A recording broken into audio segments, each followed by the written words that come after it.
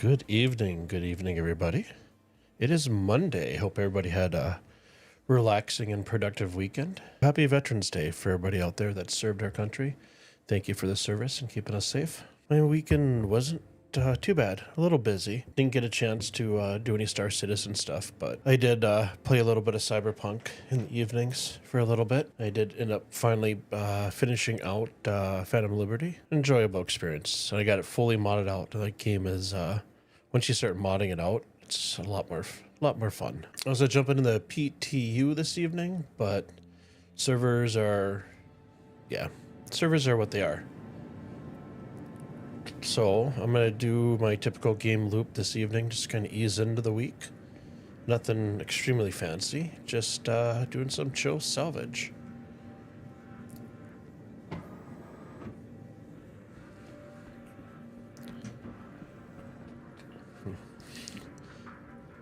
I was having some issues last time where the material wasn't actually coming off the panels, and I forget who it was in chat recommended switching over from Vulcan back over to DirectX. So we'll give that a try tonight.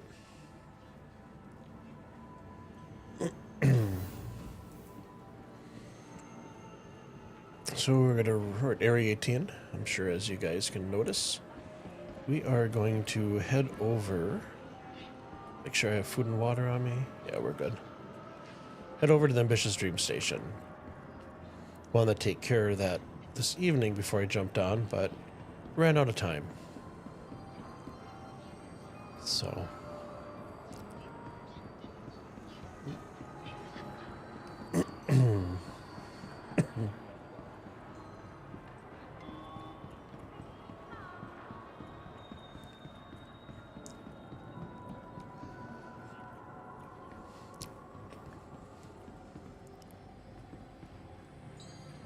I did try I think I tried Arena Commander this weekend for just a few moments. I was able to rent the Polaris.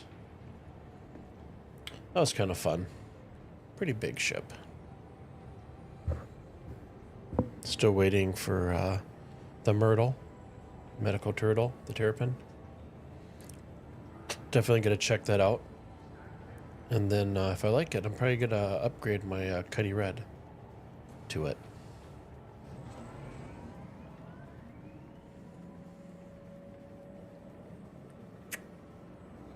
So far, so good. Everything's been running nice and smooth. Got out of bed nice and easily and got onto the tram. No issues thus far. Fingers crossed, toes crossed. That'll continue with us for the rest of the evening.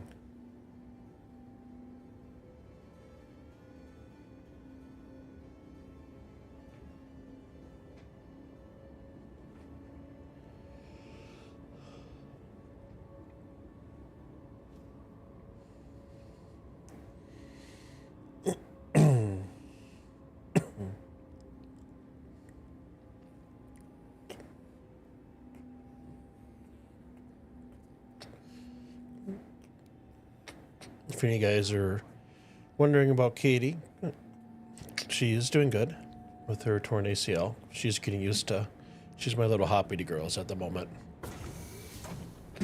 She's becoming accustomed to that. Just having the one good leg, and the other leg she just kind of uses as lack of better terms, pogo stick. But she has her surgical consult coming up December 3rd. That was as soon as she could get in, so. I brought Sammy into the vet today. Got to work from home this morning for a little bit and take him into the vet. He is doing good. Sam is Sam. He's neurotic, but I love him.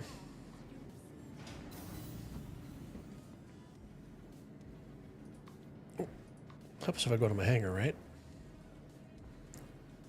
Ooh, can I go to my hangar? There we go.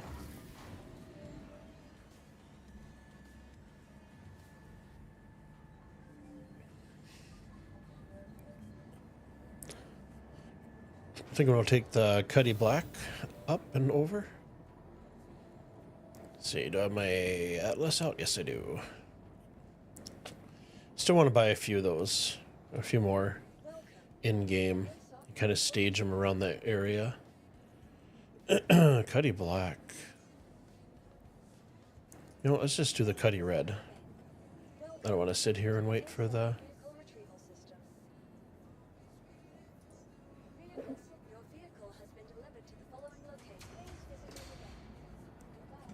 I don't want to wait for the insurance return.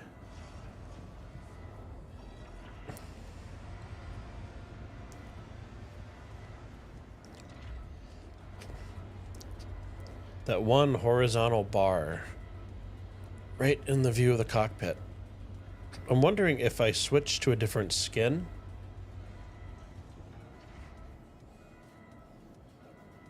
if it'll remove that strut straight across up there.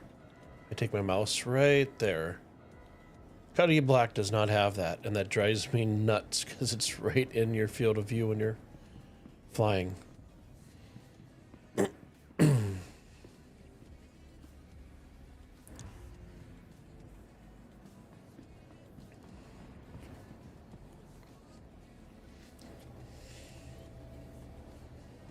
Make sure that's closing up. This is open sesame.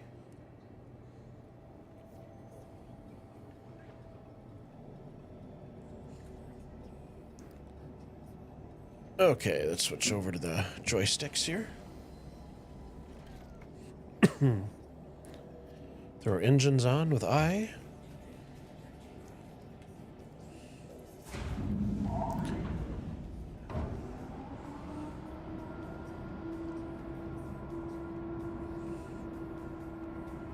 Recenter the Toby.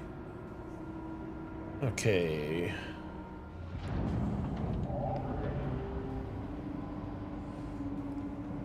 Turn our VTOL on. Get our gear up.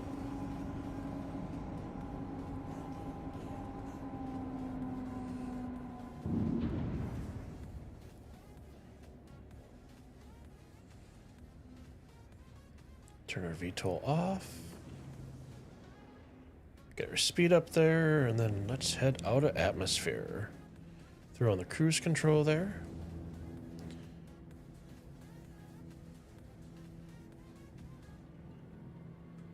While we're doing that, let's pull up the map here and set our journey to the Ambitious Dream Station. Grab the maps, A, M, B. And then I just hit R to route. There we go. We are routed.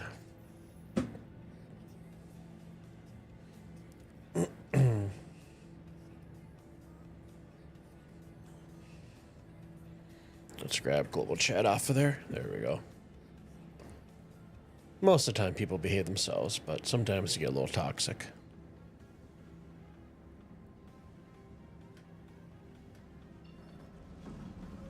Quantum is off. Take our cruise control. Take that down. Take our speed limiter down. And let's go to our first marker. I think we have 2 jumps here.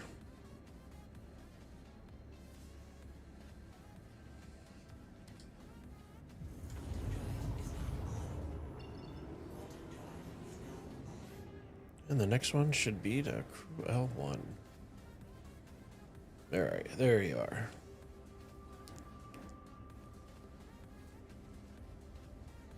Nope, we're gonna jump 2 more times.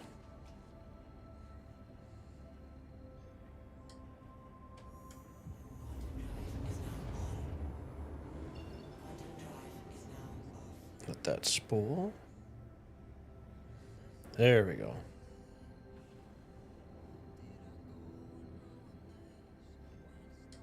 And away we go.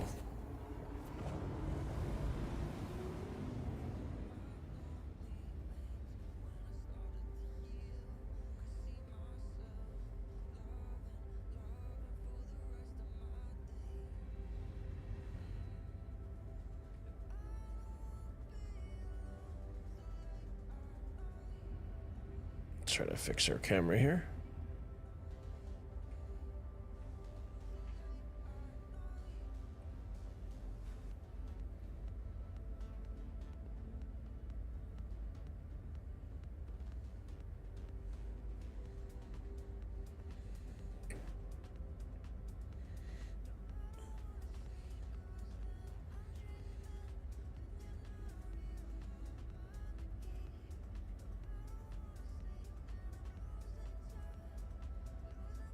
Hey, there we are.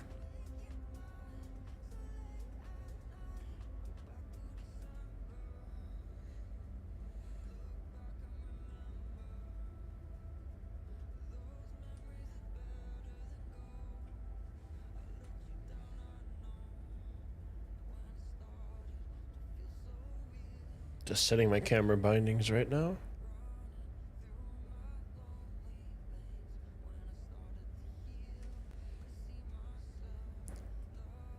So for your camera bindings, for those of you who don't know, hold down F4, use your arrow keys up, down, left, and right.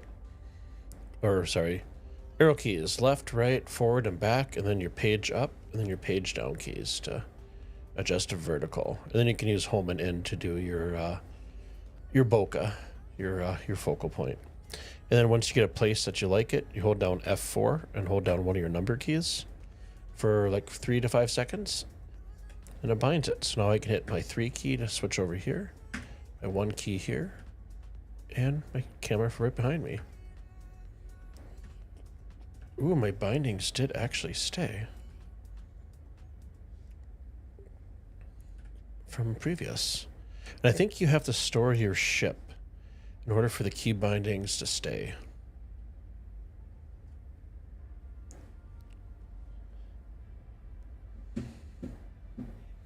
And then, of course, you can hold down Z to kind of free dolly your camera.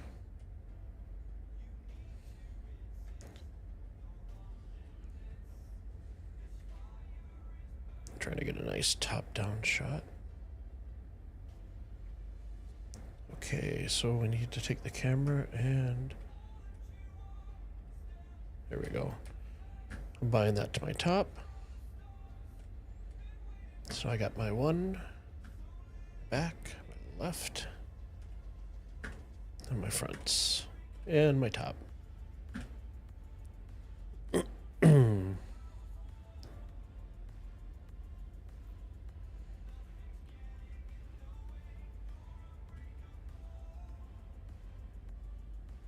There we go.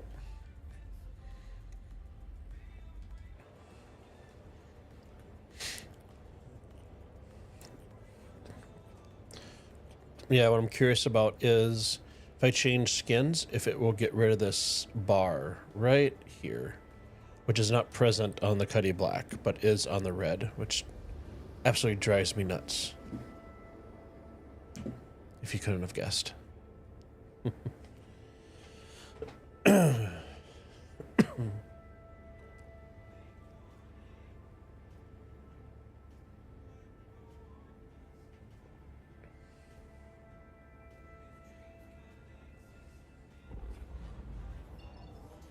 Okay, next up, the Ambitious Dream Station. We're gonna run up there, we're gonna land. I'm gonna stow the ship. I'm gonna call it the Vulture, and I'm gonna reset my spawn point. So if we run into any bugs, we can have a spawn right there. We're just gonna wait for the quantum drive to cool down, so we can make our last and final jump.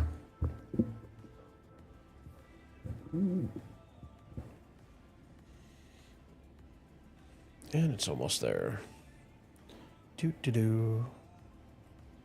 There we go. Now we are calibrating.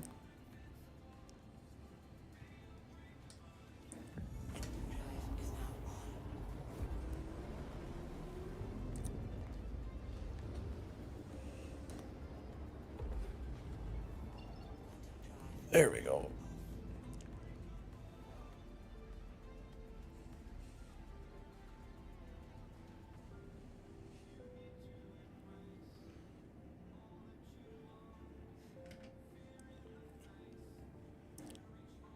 Switch back over to flight. And we'll just wait for that other icon on the top left next to the eye. Let us know we're in range to call ATC.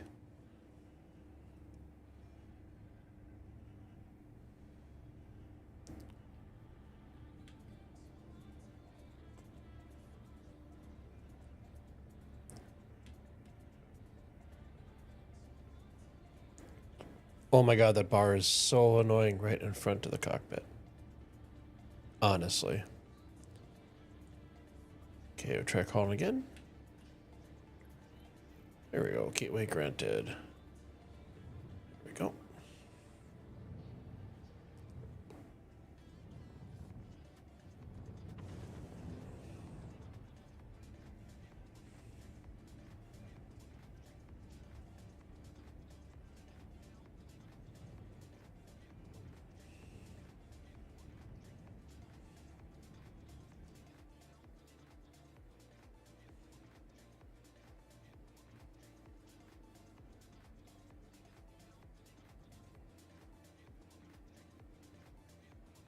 Let's make our way over to the hangar.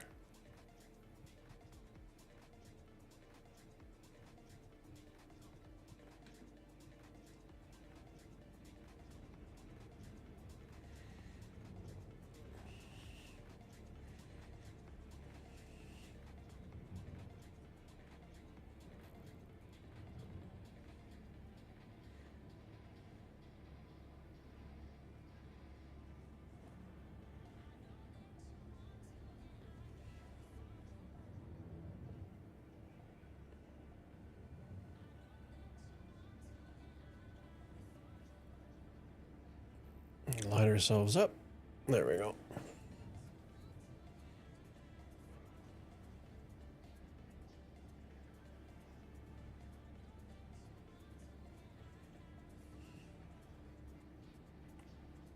Hopefully, nope, they're gonna say no. You're going too slow. That's right, we'll just hold off here, recall it in.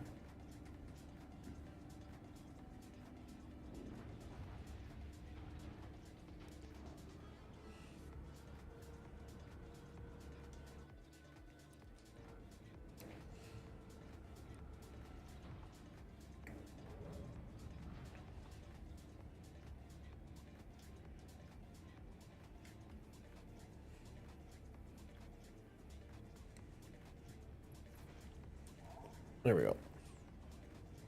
Das ist gut.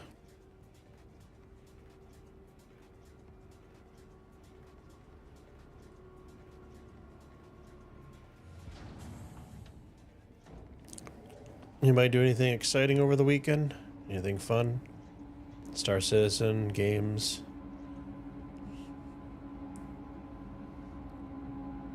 Lottery wins?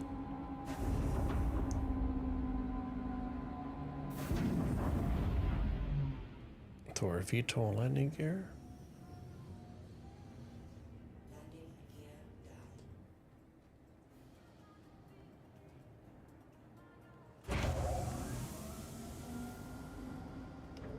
Shut our engines off. Before we jump out, we're just going to refuel real quick. Auto and auto. There we go. Hit F1 to get back out. Hold down Y to get out of our seats. Echo off. I swear Alexa's always listening.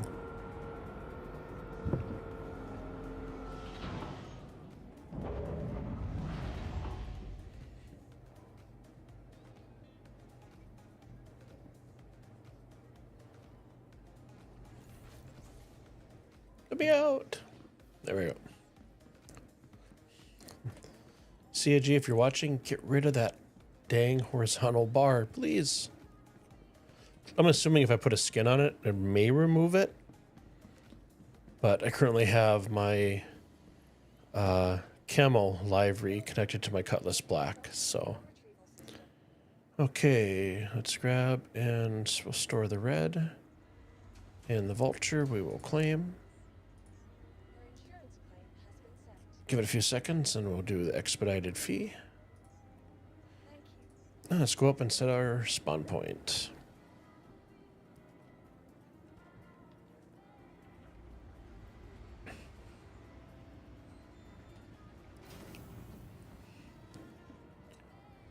Let's all go to the lobby.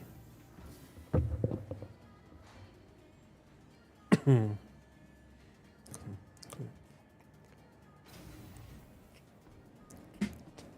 trying to mix my Spotify NCS playlist along with the game audio If anybody that's watching, if you find that to be annoying or distracting, please let me know, and I can adjust the volumes.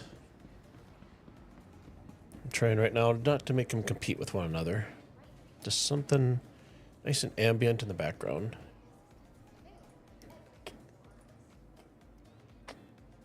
Transferred our imprint.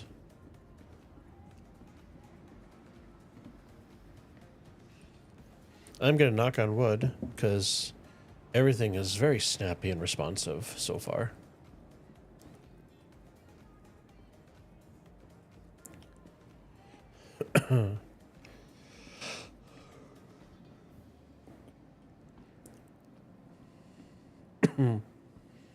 Almost an outfit like the Matrix. Not so much, but close. Oops, we want to go to our medium hanger.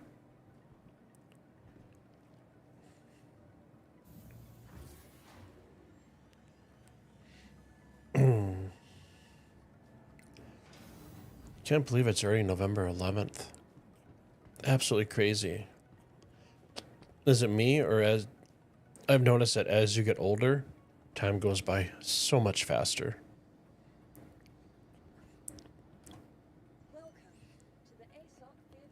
Definitely like to slow it down.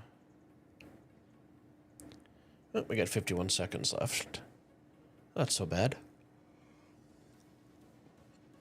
But it feels like it was just beginning of summer, and now we're about a week away from getting some actual measurable snow.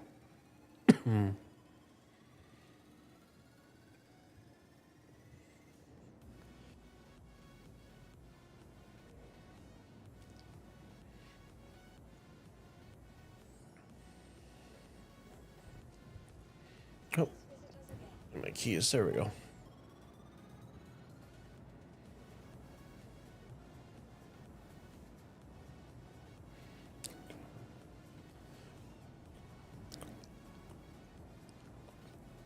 So yeah, we're going to do my typical game loop just to kind of ease into the week.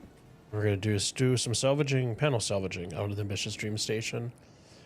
I'm thinking Wednesday or Friday, probably more Friday, maybe Thursday. Doing some grouping up with you guys in the Discord and going and doing some bunker runs. Let's grab the Vulture here.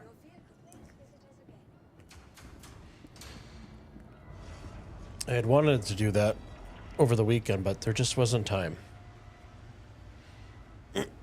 So, if anybody is interested, Discord links in the chat, also on my description on YouTube. You guys are more than welcome to join, hang out, chat.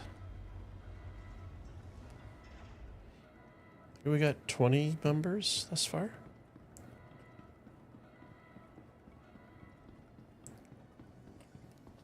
Literally, though, I love this paint job. I love the white on the black.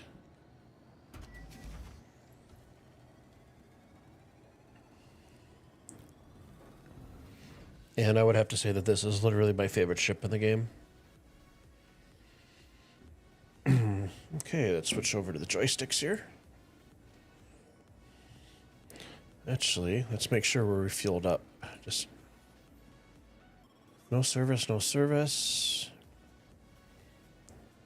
Throw our engines on with I. Let me make sure the station is ready. Nothing in there. Okay. Hey, Lethal. It's going pretty good. How about yourself? Did you have a good weekend?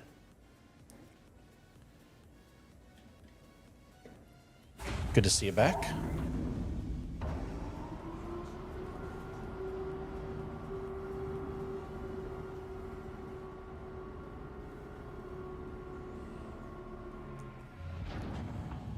How was your Monday?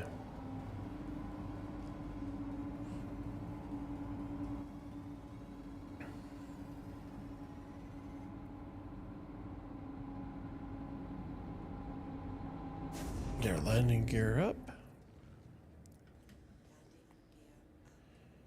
Okay, we'll take our throttle limiter all the way up and my VTOL on. Nope, we are good.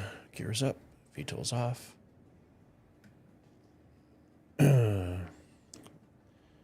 Switch over to scanning. Take our cone angle, which is a piercing. Bring it up to 50. And for anybody that's new to salvaging, we are looking for multiples of 2,000. 10,000 or better. If you're looking at the 1850, the 750, 1900, those are going to be rocks to mine.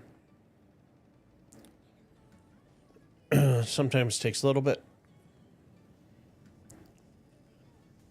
It wasn't bad. Feels like a Monday. Yeah.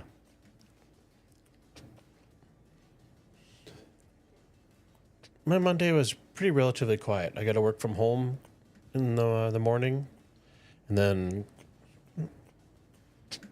left home around 10 o'clock.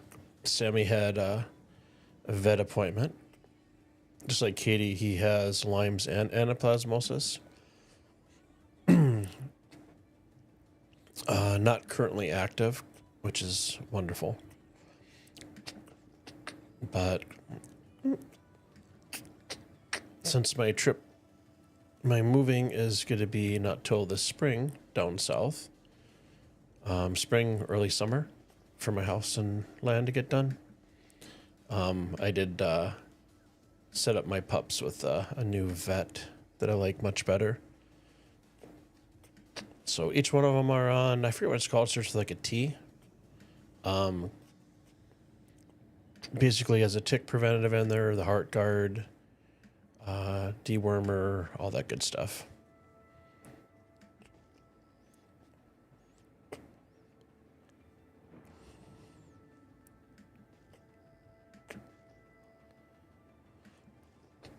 This first 8,000, it's about the best signature I can find, so should be about 4 panels here.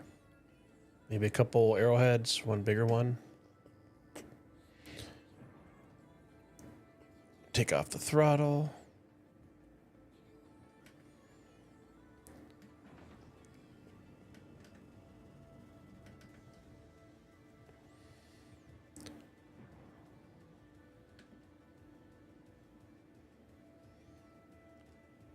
Take our speed limiter down. Hey, Sirius Grave, I'm doing pretty good. How about yourself? It's been a relatively relaxing Monday. Good to see you in chat.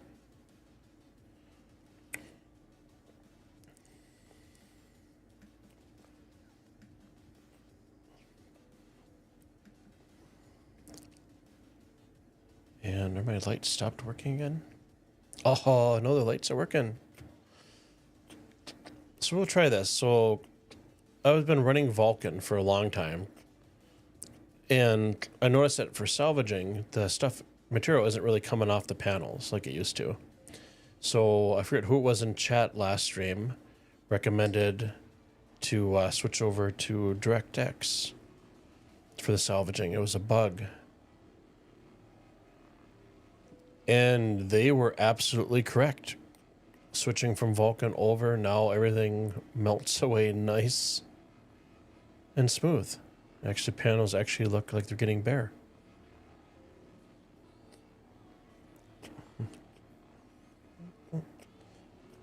Did you have a good weekend, Grave?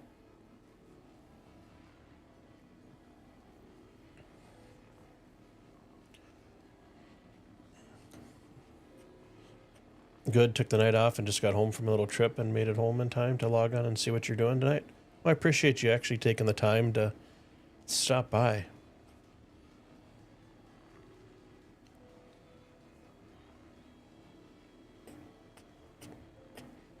Either one of you gentlemen have, or ladies, could be either or, have anything exciting going on this week planned? So like this weekend, I was busy running around doing some stuff. I didn't get to jump into Star Citizen like I wanted to. But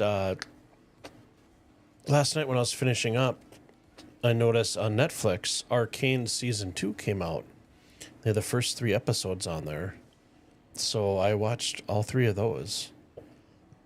Such a great series. I'm not really into the game at all. But being a 3D artist and stuff, and what their style is amazing. It's gorgeous. So I did end up watching that. Then over the weekend, I late evening, I thought about streaming, but I was doing Cyberpunk. I ended up finishing out Phantom Liberty.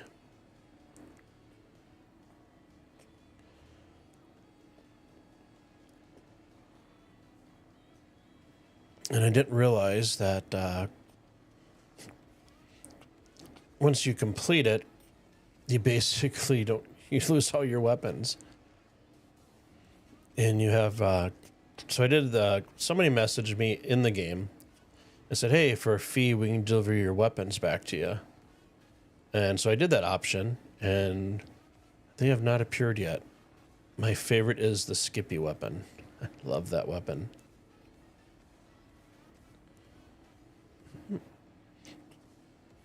Yeah, it's definitely a show to check out if you're not familiar. There's a lot of, or not a lot. There's a YouTube video for the studio that did it, and it's all like behind the scenes of Arcane, how they crafted the world, animation, and stuff. I really like those.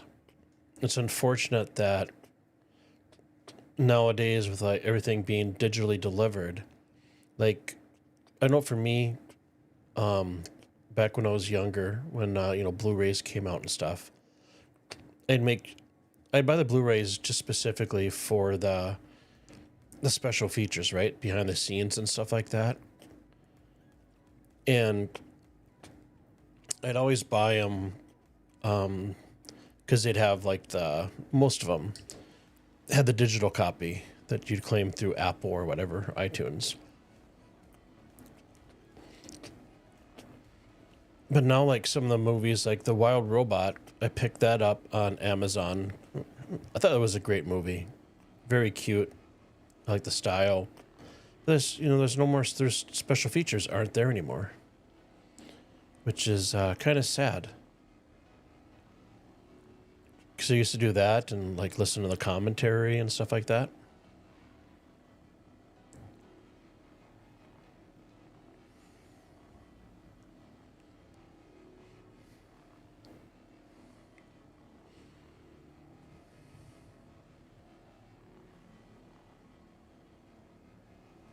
Or Cheeto? Hey, how's it going?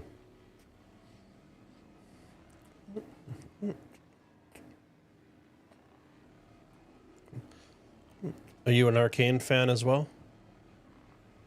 For this series?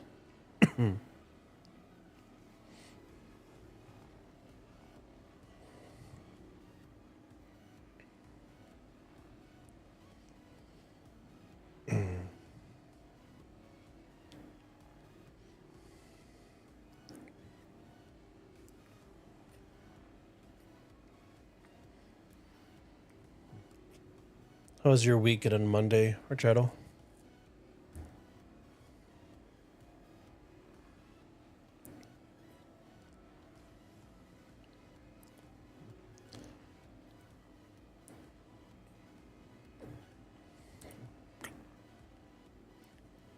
I'm glad it was just easy for the panel scraping. Like I said before, I'd done the Vulture, or not Vulture, Vulcan, because that ran really good with my system. But the panels weren't scraping completely. Well, like I said, last stream, last week on Friday, gentleman in chat recommended switching over back to DirectX. And that's completely solved the issue.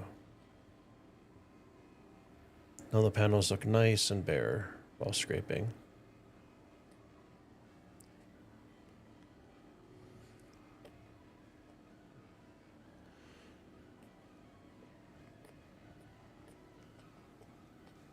Can't believe it's almost Turkey Genocide Day. Once again. Though I think at my age I'm over turkey. Give me a lasagna, give me something unconventional than the traditional. But I do like my cheesy potatoes. Or I think some people call them companies coming potatoes. There's different names for it. Hearty, buttery, delicious, not healthy whatsoever. So I'm assuming there's got to be another panel around here somewhere. It was an 8, so you got... There's still that bug in the game. Excuse me. Well, the larger panels, they're double the size of these arrow-shaped ones, still aren't spawning into, like, you're literally right on top of them.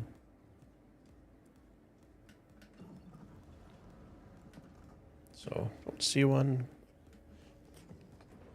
Okay, let's head to our next... Oh, there we go. There's a 30,000.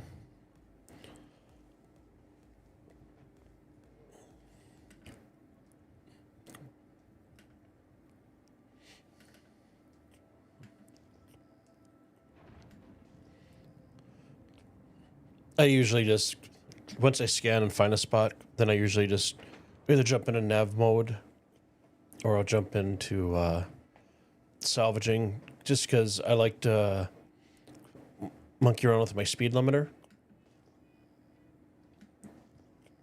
And you can't adjust your speed limiter when you're in scanning mode. Okay, so I'm thinking we start at the bottom, daisy chain are up and over. There's gonna be some bigger panels in here, but like I said, those don't spawn still until you're literally right on top of them. Just take our speed limiter down. We're just nice, coast in nice and easy.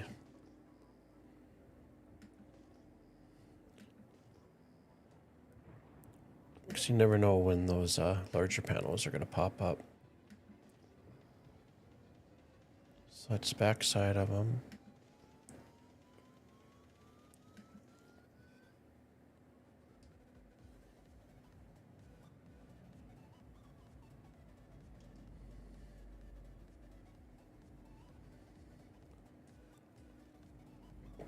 I am going to back my camera off, or hold down F4 and use the arrow keys. There we go. I have a better idea of what's around me.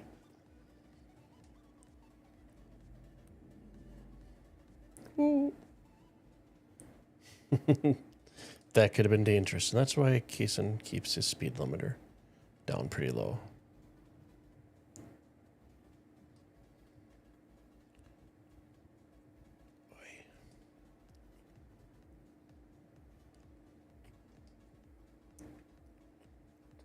Let's pop up a little bit and down and reorientate ourselves. There we go.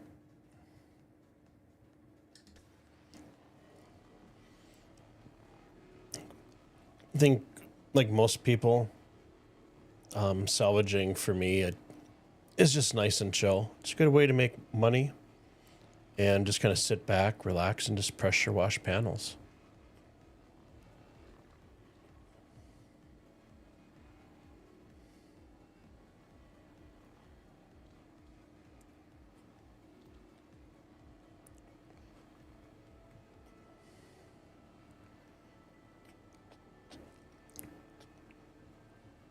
And 2 weeks, not this weekend, but last weekend, season 2 of The Diplomat came out over on Netflix. That's a great series. I haven't looked to see what's releasing this week at all. Now that we're getting into winter time and colder days, and eventually the snow will come. But we've been lucky up here. Northern Minnesota, we've had highs like in the 40s during the week for the most part, so you can still get outside and enjoy the weather a little bit. But inevitably there'll be, if that's even a word, if I can talk tonight, it's going to get substantially colder out. So it'd either be playing with the pups, playing on the computer or finding some show or movie to sit back and binge a little bit. I know on Apple TV Plus, the Wool, or I think it's called Silo, season 2 is supposed to be coming out. Hey Tom, how you doing? Good to see you back. How was your weekend? Oh, I did record a video that Katie put together. She wanted to thank you for your generous donation for her surgery on GoFundMe. I will have that by Wednesday for you. I just have to edit it a little bit and stuff.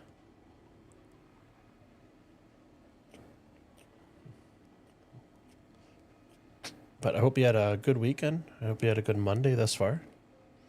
I appreciate everybody that's joining to... Thanks for your time. Thanks for just stopping by and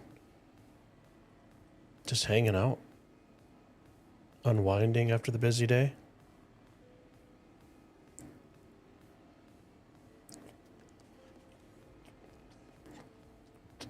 So as usual, we're out at the Ambitious Dream Station, scraping panels and making some money.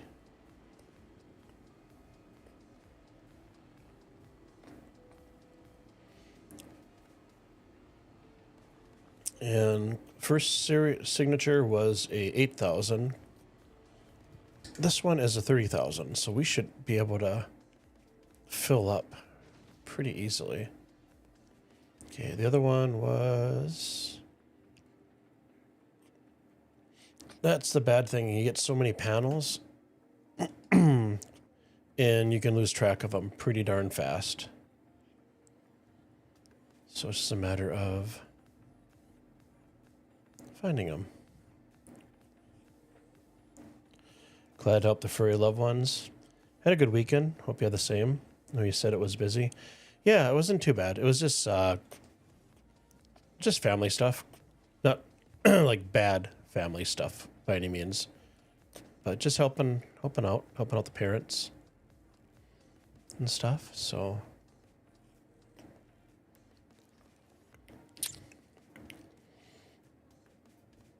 didn't really play Star Citizen. I did jump into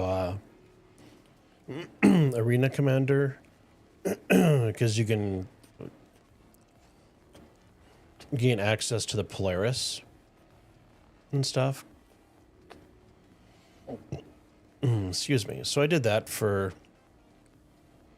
maybe 20-25 minutes. I think the ship's cool and stuff, but I like my 2 to 3 crew max ships. I did try to get into IAE on the PTU to kind of test out some stuff or take a look around. So I set my spawn point or my persistent home at New Babbage, and you'd make it to the hangars for IAE, and you'd sit there for anywhere from 5 to 10 minutes for the hangar or elevator, sorry, to actually come down and pick you up. Then once you got in the elevator, it took you about the same amount of time. I'd say 10 to 15 minutes to actually get to the showroom floor. It was cool. I mean, this will be my first IAE where I'm actually active in the game. And I'm looking forward to checking out the Myrtle, medical terrapin, aka. And if I like that, I might upgrade my Cutty Red to the terrapin, the medical terrapin. Or the Myrtle, I think is there a lot of people refer to it as.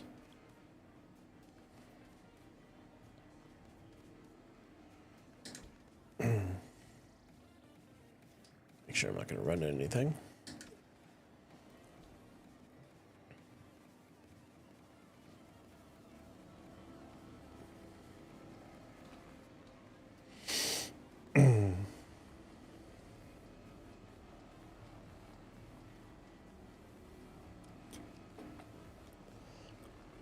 I think what I'm going to start doing I had a couple people message me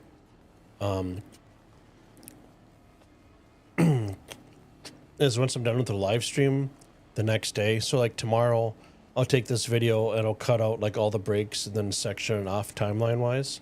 So if anybody wants to put something in the background just to kind of chill out to while they're working or whatever, you guys have that option.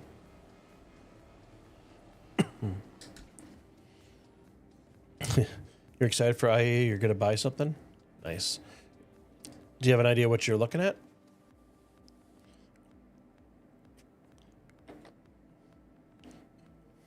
Okay, so there's that guy. There was another one.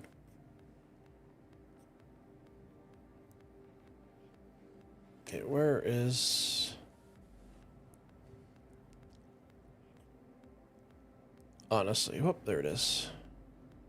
We already scraped this one, I believe. Yep, that one's already scraped. There's the other one I was looking for.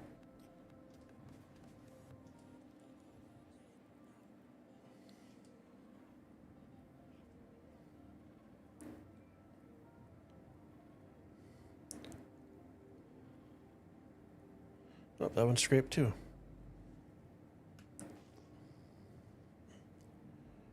Okay, now to try to figure out where all those other bazillion pieces were. I think we just daisy chained up, if I remember right.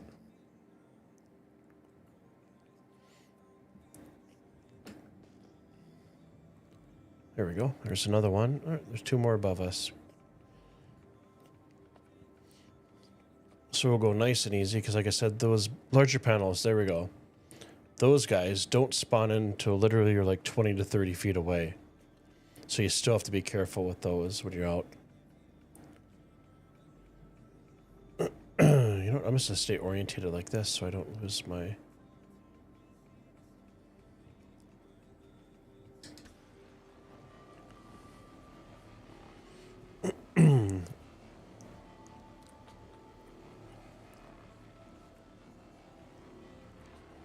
Yeah, shipwise for me, yep, the terrapin is be my...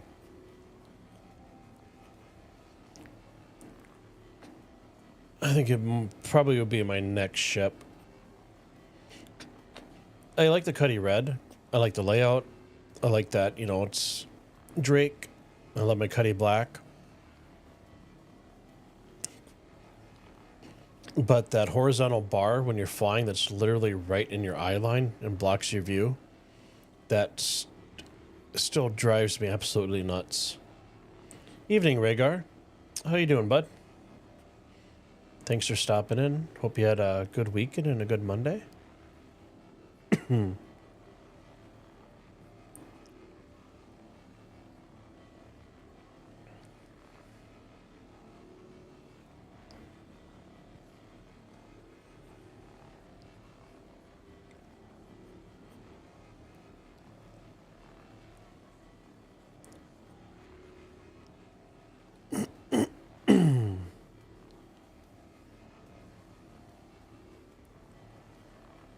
First cup of coffee. So, my favorite coffee, if I'm brewing it at home, is Starbucks Sumatra. I like the dark bold, not as much caffeine as a blonde blends. And if I am actually going to Starbucks, I've never bought a hot coffee from Starbucks. I always go for the Frappuccinos. But so when I do make coffee at home with the pods or grounds or whatever, I basically take coffee in my cream or take coffee with my cream and sugar. I have a very large sweet tooth. How's Katie? She's doing good. She's still hanging in there. She's getting used to just not having that extra solid back left leg. But she's not compensating enough where she's like in pain at all. I call her my little hoppity girls right now. She kind of hops and skips around.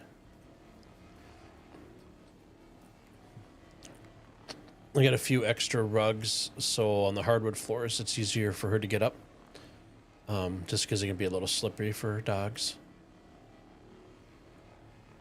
But thank you. Thank you for asking. Appreciate that.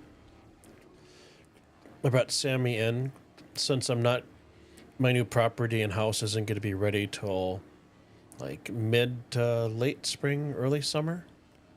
I ended up finding a new local vet in town. I was really happy with the one that I brought Katie to. So I brought Sammy in today just to get some, there's a pill, I forget what it's called, starts with a T. Basically, it's flea and tick along with heart guard and dewormer that they can take every month. Being that him and Katie, are both Lyme's and anaplasmosis positive. It's just not active. They do relapse. If they get a tick bite, they can relapse.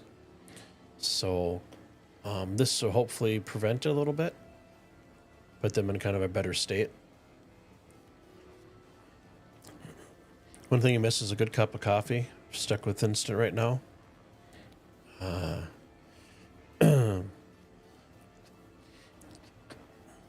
I loved instant coffee when I was camping. You bring the little kettle thing that you put on top of the fire to, was it the percolator thing? I don't remember the exact term for it. But God, instant coffee when you're camping is, it's a bee's knees.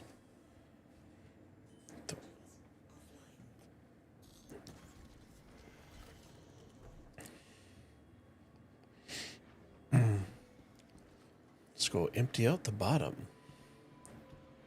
We'll jump backwards. There we go. Sometimes you can get in the repetitive loop where you keep on going up and down, but if you get down on the ladder and you can jump backwards, you can kind of negate that. There we go. I didn't even check. Do I have my big guy with me too? I do, just in case. Okay, let's eject and hit auto eject. Took your wife camping once? Did you bring her back?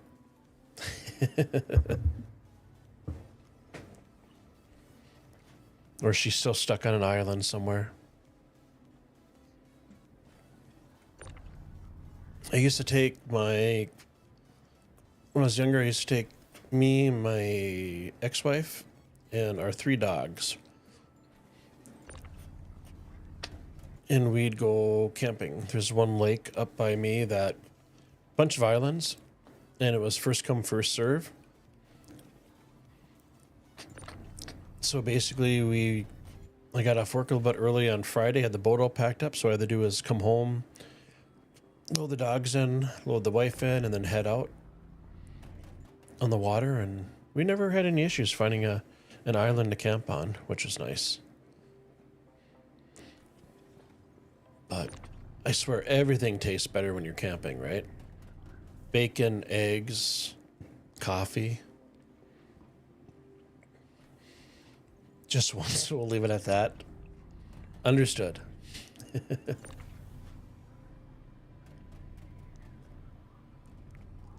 long as we don't get into the Dateline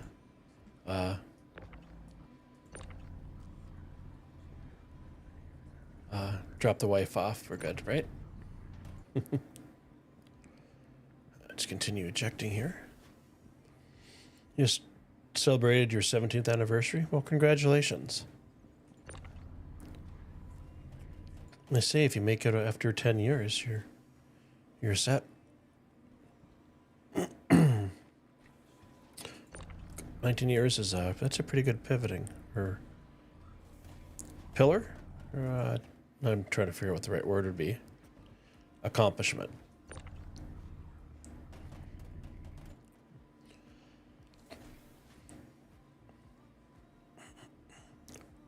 Love the open wood fire cooking. Yeah, everything just tastes so much better over an open flame. Unless you're in Papua New Guinea and you are the food, then that would definitely not be kosher.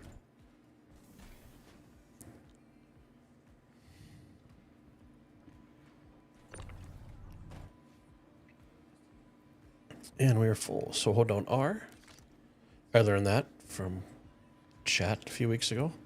I always would hold down F and right click to holster, and you can just hold down R. Who would have thunk? You said you didn't celebrate it together, LOL. It's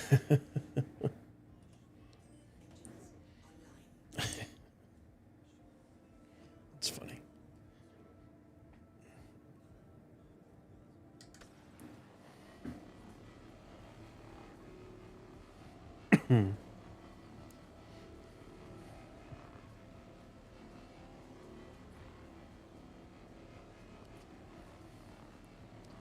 If we play our cards right here, we're currently on sitting on a 30,000 signature with panels. Should we be able to fill up one more time? Stack out the back and then fill out one more time. And when I end the stream tonight, what I'm going to do is I'm going to come back out here to the Ambitious stream station. And I am either going to set my respawn point or just come out to the asteroid belt and log out, bed log. So that way if I do stream on one of my off days, maybe Tuesday or Wednesday, I'll already have my ship there. So a little bit faster uptime.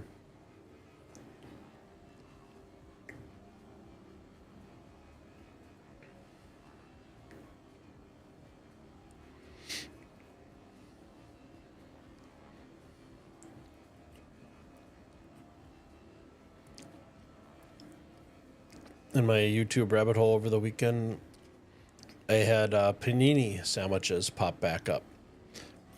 So I went out, opened up one of my tubs, my moving tubs, grabbed my nice Cuisinart panini press, and got some fresh cut meat at the local deli, and ho ho ho. Nothing better than a good panini sandwich. And just a plethora of panels. Let's see, we'll grab this guy to the left. Oh, there's another big one. I hope they fix that spawning in soon. Let's make sure it's clear.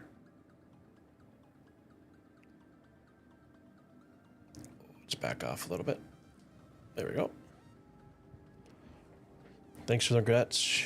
She really is a good woman, even despite her flaws. I'm not liking nature. Definitely a city girl. When I lived out in the country, dated a few girls. They're nice, but they had no ambition about living out in the country eventually, which is fine. I'm more of a country person. Give me my dogs, give me land and space and privacy, and I am good. But with that, it always comes with a double-edged sword, right? So the flip side of that is, yes, you get peace and serenity and, not so much light pollution, but if you want to get a stick of butter or something, you're usually driving like 30 minutes. At least it was for me, 30 minutes to the nearest grocery store or gas station. But I didn't mind it. You kind of, what was that movie with, We Bought a Zoo, where they're having the dinner and they're contemplating on how key, was it butter or something like that is, to the meal?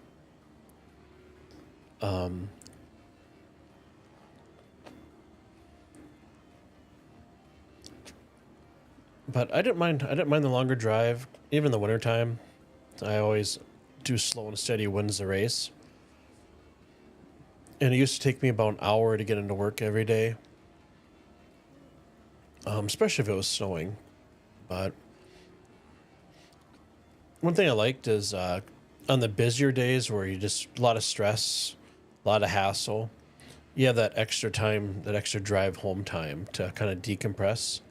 listen to music, dance in your car, make an idiot out of yourselves type thing.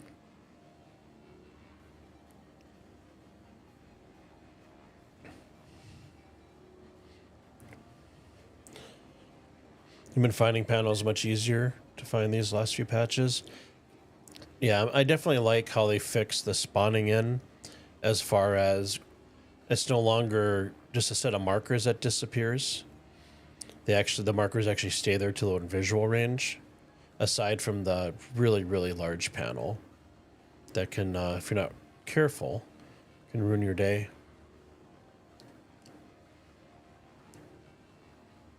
You have a hard time now with consistently falling through the hangar floors and planets. Oh, dude. Sorry to hear that. Do you need to get off planet somewhere? And kind of, if you're in the PU, you can't really reset your persistent hangar. But if you need to get off planet or something, let me know. I can swing by and pick you up. I know I've had do that quite a few times, where I got stuck at New Babbage with the double doors, or Area 18, where I wasn't able to get into my hangar, call my hangar, and even get out of the place once somebody actually did drop me off there.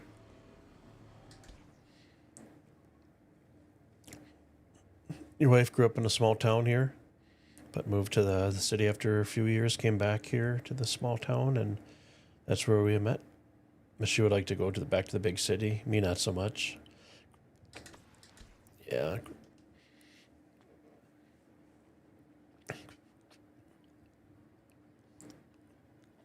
Love small towns.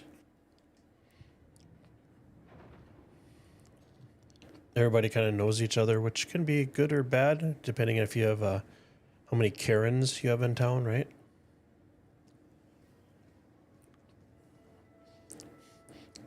But kind of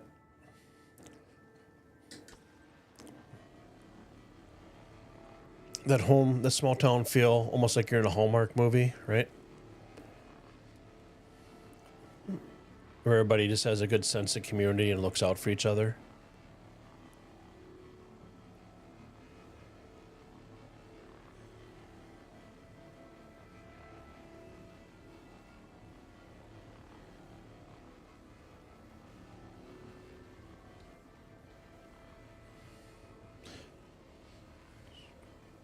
You can get off Orison, just takes a few tries.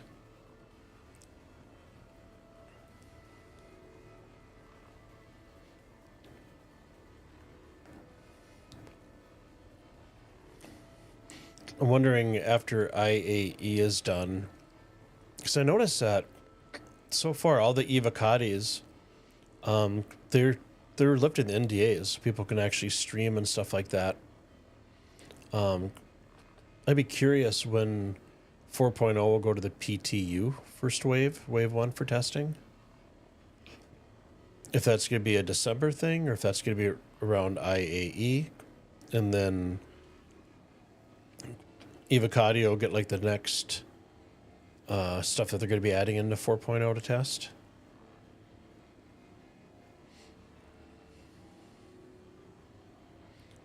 It's nice when so many people know each other and help each other out in a small town. Yeah. I think that's one of the sad things in our present time, and people, I don't want to say selfish, but you know, everybody's, not everybody, but a lot of people are out for themselves, don't want to be bothered and stuff, which is unfortunate. You know, growing up, I grew up on the country, and you always looked after your neighbors, especially if you had an older couple and stuff. You'd go over and, you know, see if they needed help with something, you know, haying, raking, just doing stuff around the house, the yard. But I think we've lost a little bit of that in society nowadays.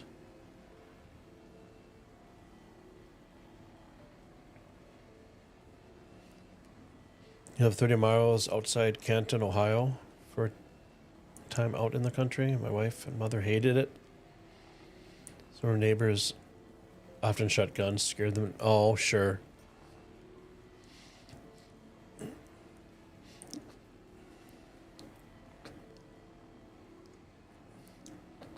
It wasn't a country evening without somebody shooting a gun where I was living previously. Didn't bother me. I mean, you get used to it, and I grew up in the country, so you always heard guns being shot and stuff like that. But, I mean, if you're not used to it, I'm sure that can be a little unnerving. But at least on the country, it's not a drive-by shooting, right? And if it is, it's somebody on a harvester that's probably going about 10 miles an hour, so they're not going to get too far. I think the one thing I miss about being way out in the country is just the night sky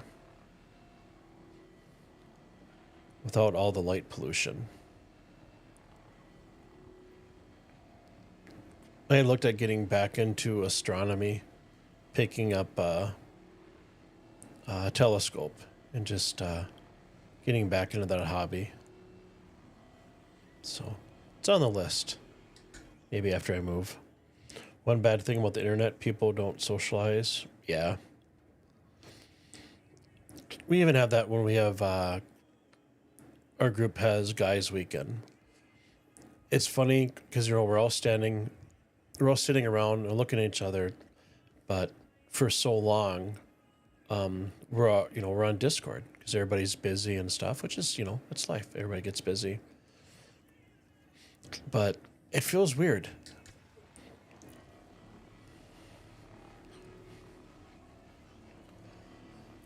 The only other downside to the country is internet. However, I don't think I had internet for probably about 3 years. And I found a local company that did it. I mean, my cell service out there was okay, but cell companies and unlimited plans, not so much. So I think we had one cell service, and we were paying like $1,000 a month for internet. Got rid of that, and then found a place that was like $60 a month, and literally if we got 10 megabits a second download, that was amazing. And about the only thing I think positive came out of COVID is T-Mobile with their internet. So I pay $50 a month. I get unlimited internet. And I went out and bought just a better antenna for the modem they give you. And I'm pulling down 3 to 450 down and anywhere from 20 to 35 up. And all for $49 a month. No modem rental fee and stuff. So if anybody is in the US and your internet is horrible, if you can get T-Mobile, I highly suggest it. I've never had any issues or downtime with them at all. It's been just a positive experience.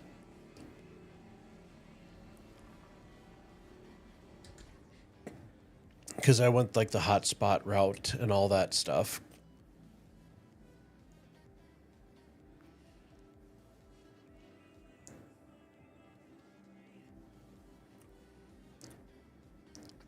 And I looked at the Starlink, but I mean, just the upfront cost with the dish and stuff like that was pretty pricey.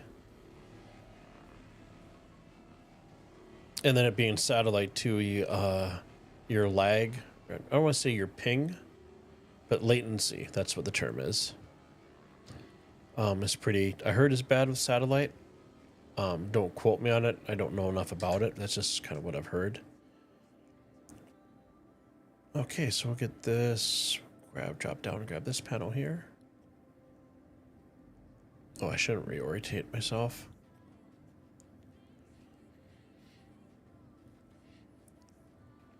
Your first home in Arizona got shot up by kids fooling around.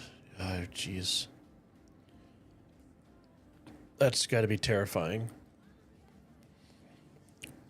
I've never understood, like my dad was a cop. I went to school for law enforcement. I never really understood the fascination with guns.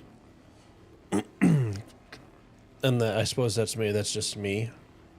I mean, my father always had his service weapon. Never really went hunting. I didn't really ever care to go hunting at all. Besides, deer are too fast. I can't catch them.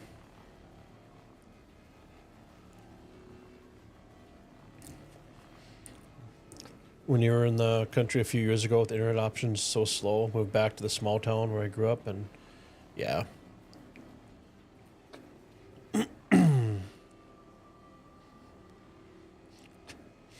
It's funny because it's like one of those things nowadays where you have to have the internet to, I suppose you don't have to have it, right? But it definitely makes life a lot easier.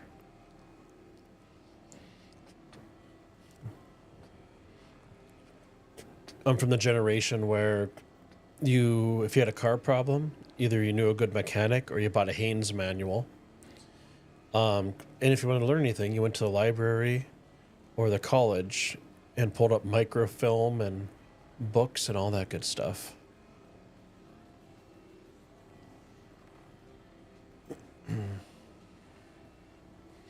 Weather always affects satellite as well.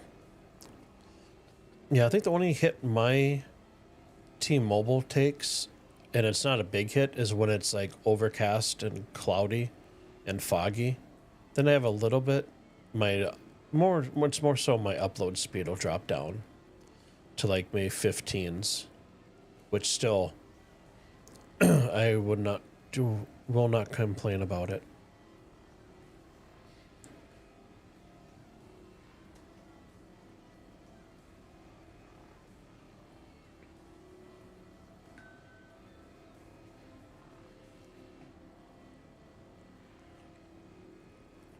This has been a good find tonight. The 8,000 signatures, scrape those up real quick, and now we're in a plethora of panels to finish out filling her up.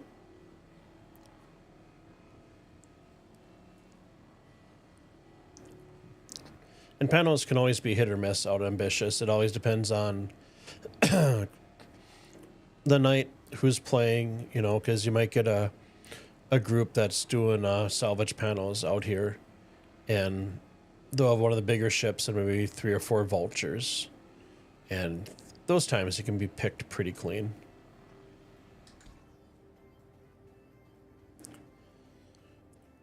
You closely monitor what your dad watches. Excuse me, your daughter, not your dad, watches and her time limits on the internet. Sure. My dogs, I don't have to worry too much about them. They're my kids with fur. Just because no opposable thumbs, and I don't think they really care about the internet. But I got 2 younger nieces. I know my sister's on top of them for internet and stuff like that, but they're more athletic. My eldest niece, she actually graduated from high school earlier this year, and she started up college right away. My other niece, she got her permit, so she'll be driving sometime, I think in the spring or fall next year.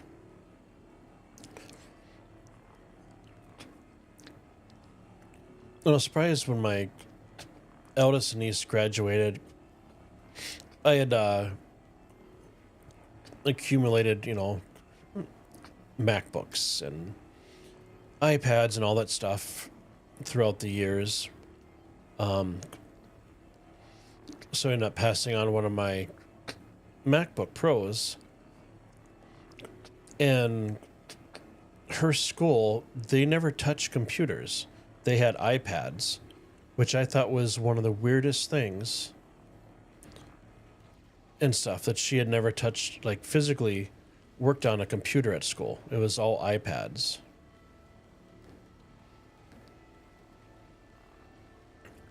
And it's not a bad school whatsoever. I mean, it's pretty technological. It's one of the best schools in the state here. But I found that a little odd.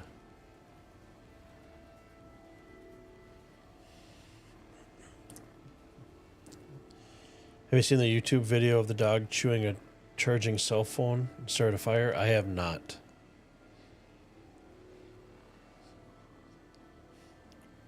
No, my 2 previous cats, were infamous for taking out, especially brand new charging cables.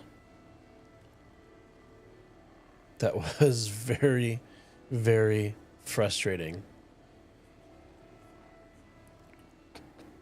I get a new product, right? Get it home, put it in the charger, let it charge up so I could use it, and we're full again. Awesome. And I get basically one charge off of it, and the cable was completely chewed up. It's like some on a biscuit.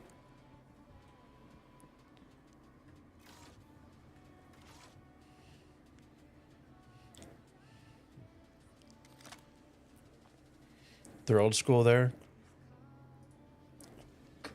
This could be a good thing. I think one of the things surprising me is that they don't teach cursive in school anymore.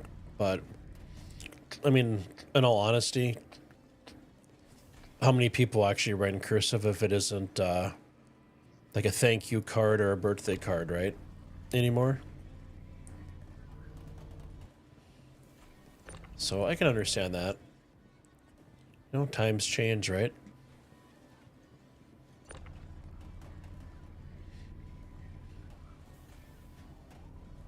Throw that guy over there.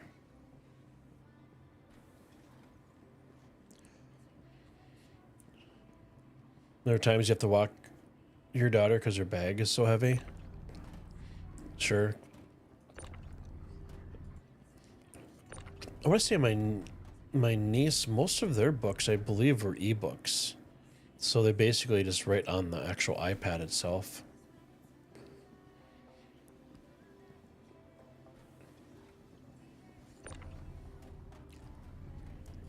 Oh, we got it snap in. Awesome.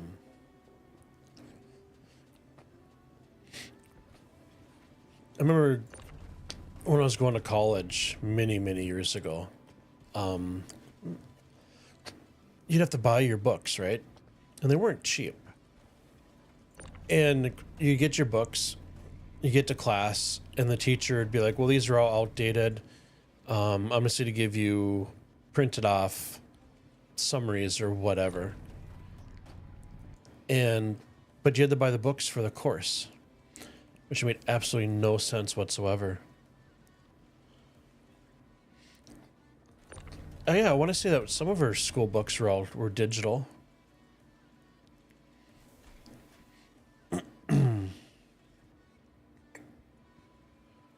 Hold on, R to holster. That's about as much as we can get out of here. We got a full. As long as they're teaching kids ABCs, not the funny stuff, yeah. Yep, keep politics and all that crap out of school. Just teach kids what they need to do and, you know, leave the parenting up to the parents. That's the way it should be and always be. Get your engines back on.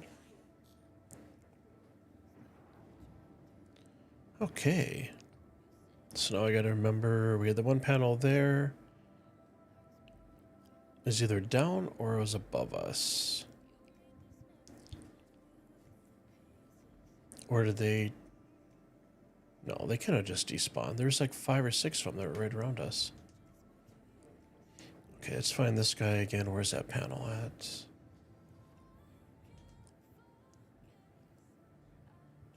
There we go. I think we scraped... Yep, that one's been scraped. Then we're making our way up. There we go. I think we already scraped this one, but...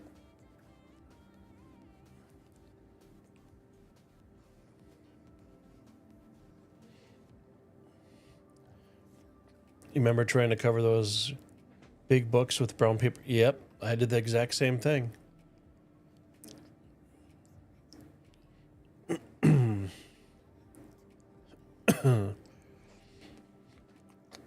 When Trapper Keepers were really cool, right?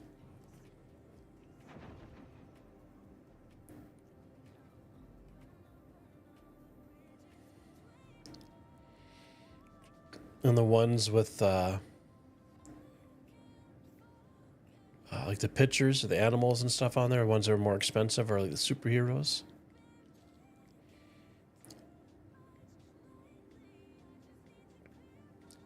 I remember all that.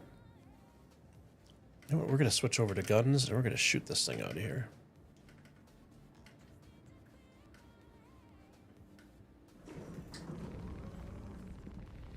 Just I don't want to run into it. There we go. That'll line us up nice.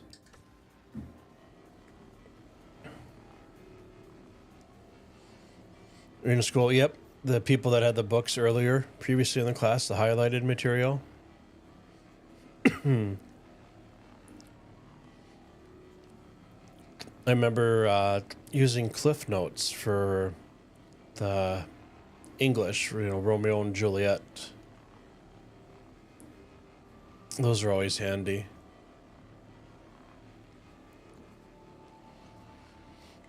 I've always been like a visual learner.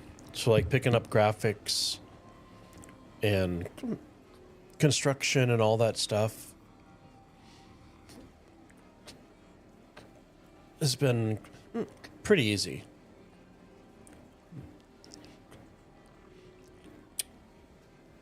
I could read a manual and steps 1,000 times, show me a video or walk me through how to do something. I'll remember a lot easier.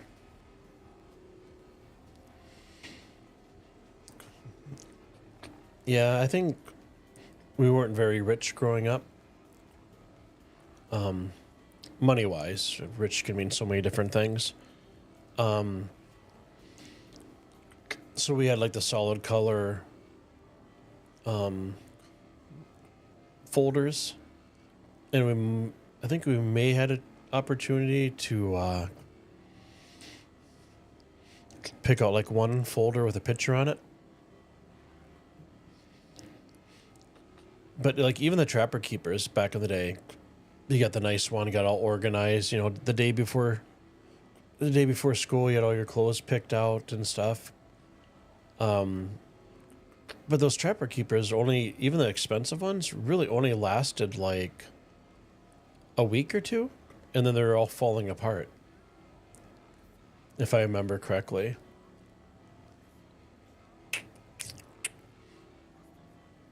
Metal lunch boxes back in the day. Now it's kind of they call it vintage now, right? Makes us feel old.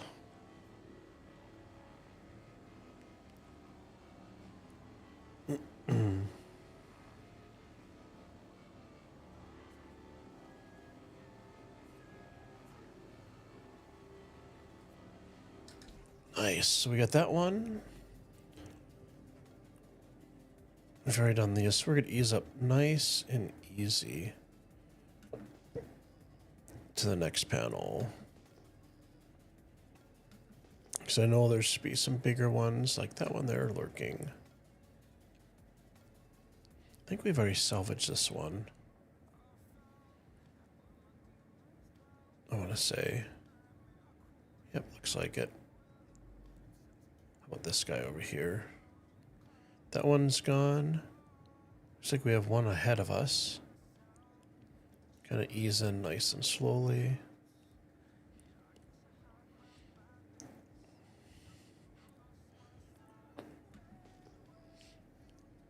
You haven't been in an antique shop lately.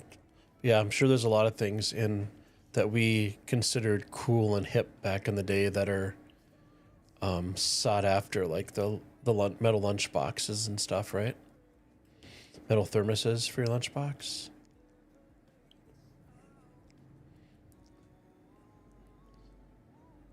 Okay. So we got that one down there. I'm pretty sure I did that one. That one's empty there. I know they kind of daisy chained up a little bit.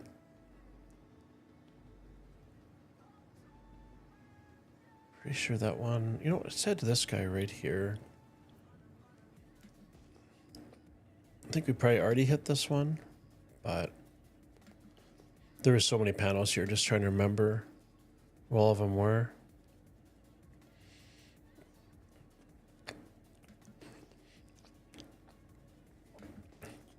Yeah, the brown garbage bags, or grocery bags, were the best. Especially like you said, like if you like doodling and drawing and stuff. So let's see, we got those guys there. You do miss the Hard Transformers lunch pail. You know, I've actually thought about not really going on eBay, but I'm sure they still make some metal lunch boxes.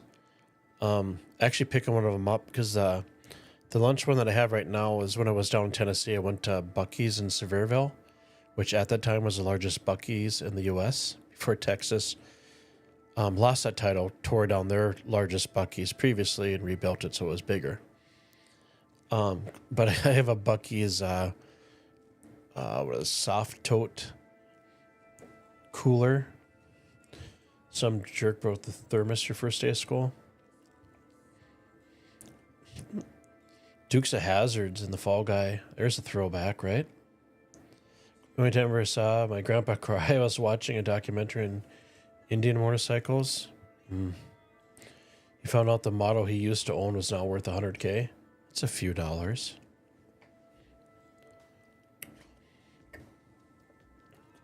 I've been seeing a lot of spoofs advertisements come up for Tesla's e-bike. Or what I'm assuming are spoofs.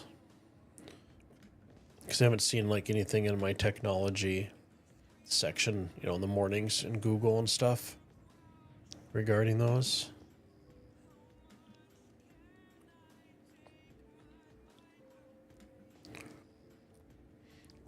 Let's see if this one's scraped already. Make sure there's not a big one that's going to take us out here. Nope, that one's empty too. I think we've cleared it all out. There's a ton of panels here, and there's probably a couple more big ones we could use to finish off. But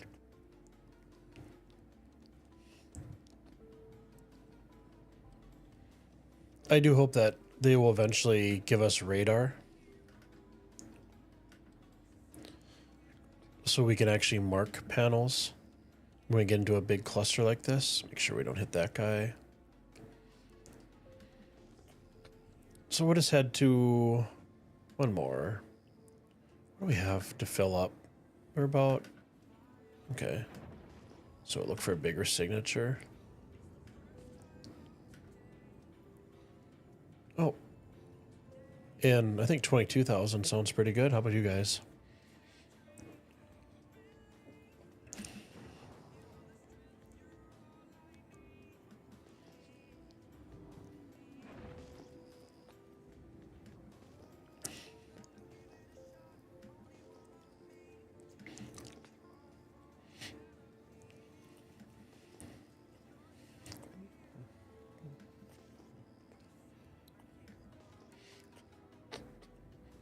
I think a lot of the shows that are coming out in the movies, even like computer games, right? I think the indie studios are hitting a lot better market-wise with games.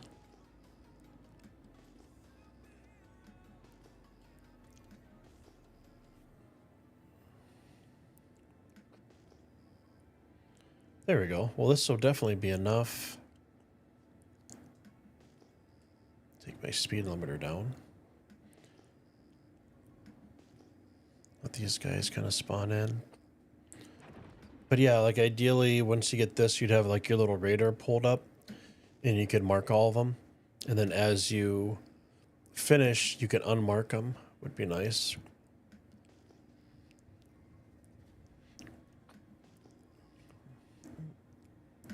So I could daisy chain. You know what, let's do a circle. We'll start on this guy and we'll follow the arch up and around.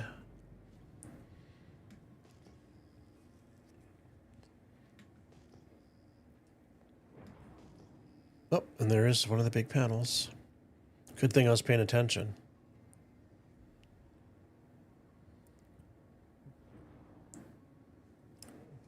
Let me catch up on chat here.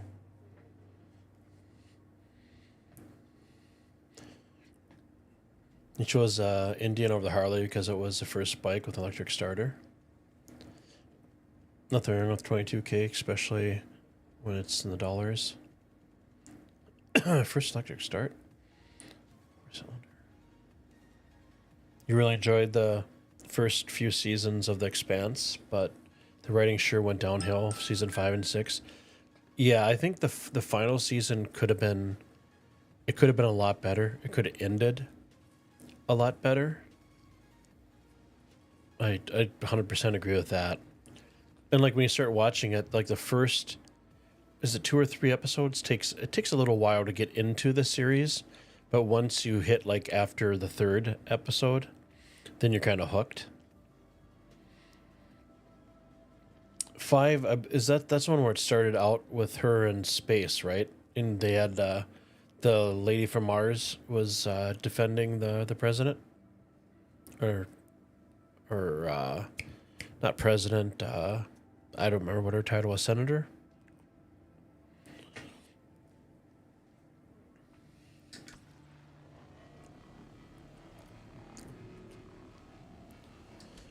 Guys, I'm gonna take a short 10-minute or less break.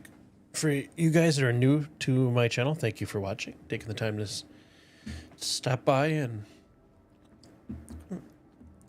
so, sorry, my Tourette's is acting up, so sometimes it's hard to get out words. So we have a full set of boxes down below in the cargo, and we're just filling up one last time just to maximize our profits. And I know when I've sold previously out at New Babbage, I can make more money. However, I have run in quite a few times where I get the double doors and I can't actually get into or out of my hangar. So I just keep on going back to Area 18. It's not too bad. Anywhere from 12 to 12 and a half, 13K on a good night, depending on supply and demand.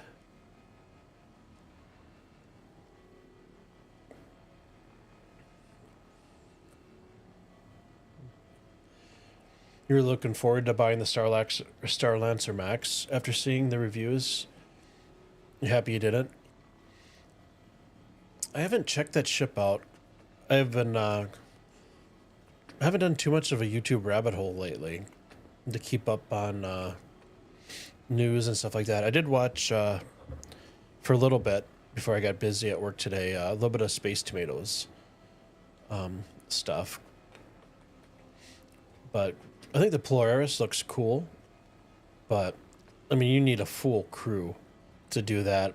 And then I was looking at, you know, people do the videos of what you can fit in it.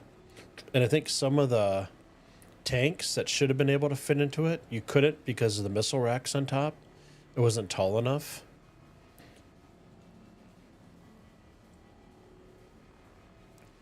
Which I thought was unfortunate, especially if you actually bought that ship, which I don't know how much it is in US, if it's like $1,000, $700 for the ship, but I'd be pretty miffed.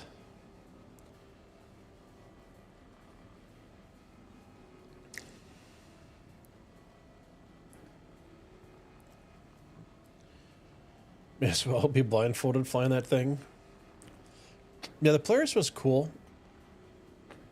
Maybe it'd be something to earn eventually in game, but that's gonna be a lot of grinding if you think of how much the Reclaimer is. I can only imagine how much but you know, if you have an org and everybody contributes to actually buying the ship, I think that makes sense.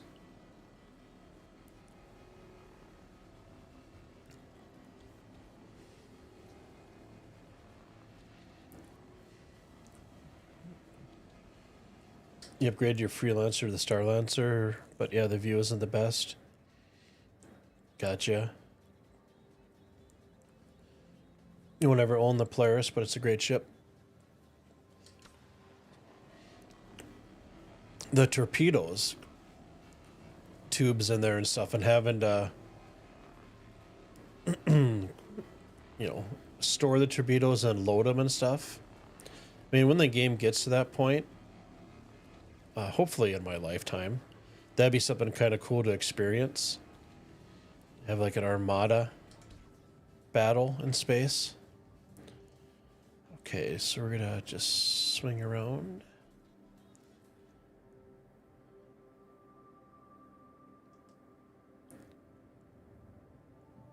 And the rest of the panel should be behind us.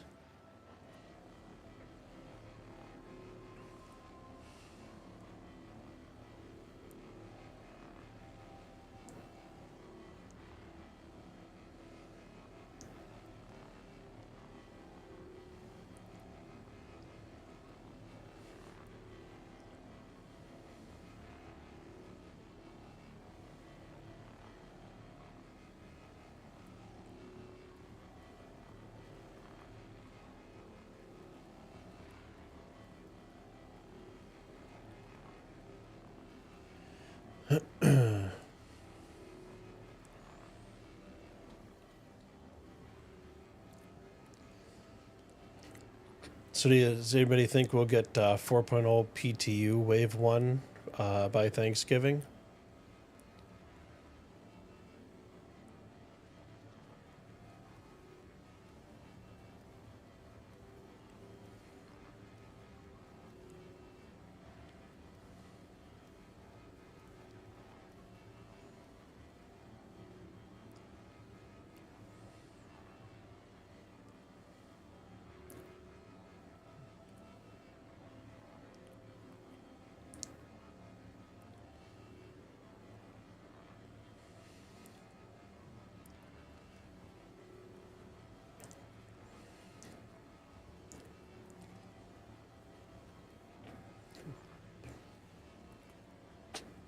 I almost think with the Polaris, with the size it is, should have had be a few more landing gears for stabilization. So it is a pretty large ship, and it does have the tricycle style gears.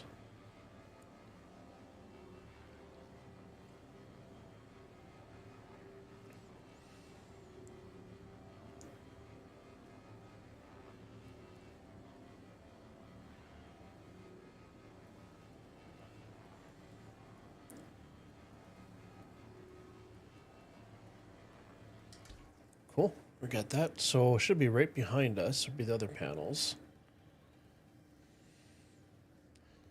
Bada bing, bada boom. So let's see, we got one here.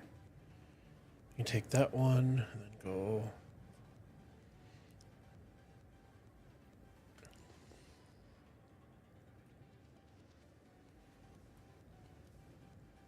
There's gotta be another big panel around here somewhere.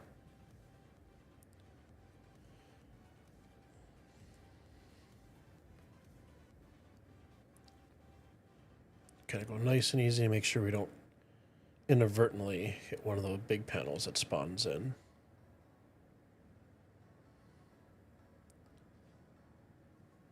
That one's already been scraped. That one's been scraped.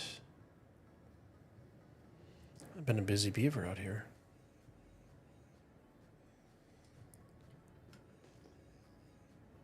Switch to scanning.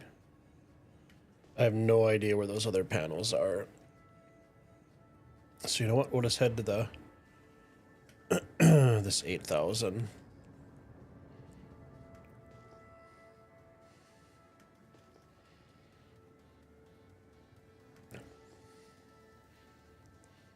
Get our last little bit of SCU filled up, and we'll head back to Area 18. Do a little offloading. You don't believe 4.0 will be here this year? I'm hoping maybe the initial 4.0 with just like the wormhole and pyro will be available to the PTU. But I'm sure, you know, obviously like base building and stuff like that, I don't suppose, I don't think it's supposed to come until Q1 or Q2 of next year.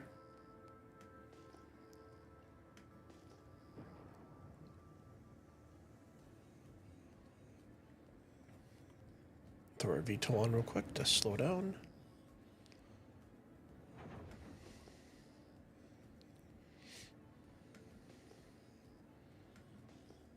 So there's going to be a big panel in here if those aren't spawning in. Oh, shoot. Slow down. There we go. My little hack for slowing, there it is throwing the VTOL on. It's my go-to.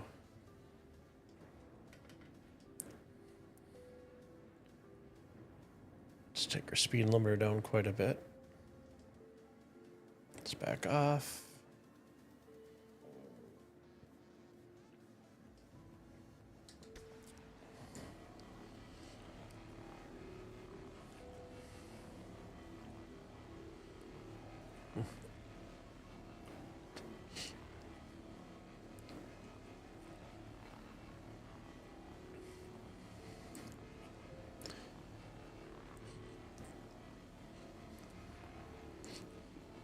Like the bare metal look of the World War II airplanes.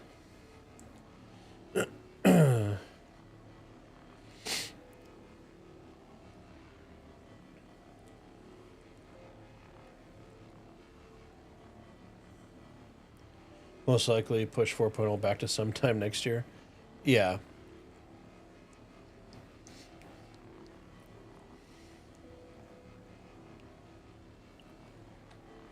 I don't really care too much about pyro and stuff like that.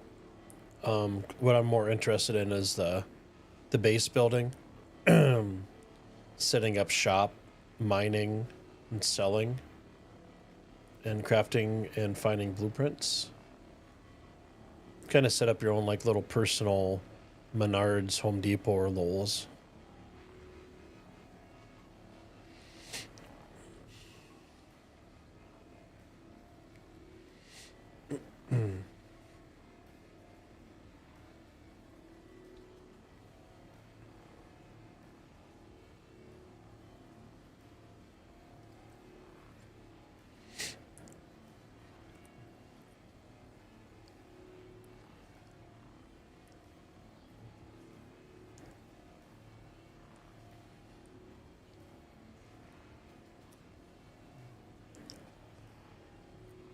I saw that next week. I've never played any of the Stalker games, but I believe Stalker 2 comes out.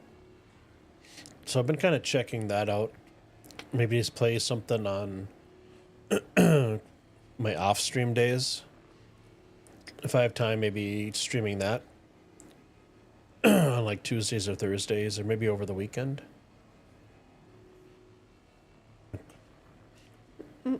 Any of you gents or ladies in chat, Stalker players from the first one?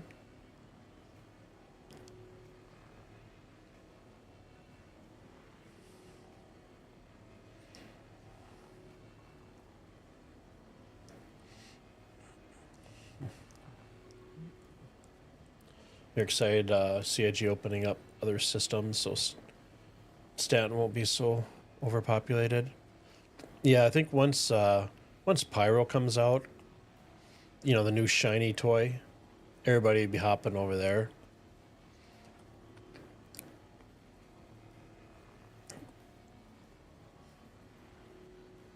Because then they should have server meshing, so when you take the wormhole, it should hand you off to another server. I always wonder, like, your empty bottles and stuff that you have, how much that bogs down the system with them having to count every one of those assets. You know, if somebody drops it on the floor, if it's in your inventory and stuff. And we are hella full. So let's pull up the map here. And we'll do ARE, Area 18. Hit R to route. F1 to close the Moby.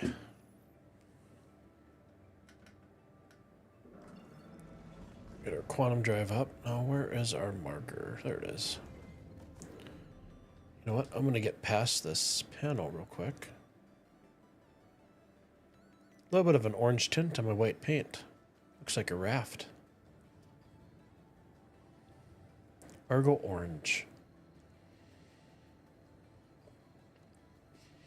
Is this where you admit to playing stalker with your wife all the time? No, that's fine.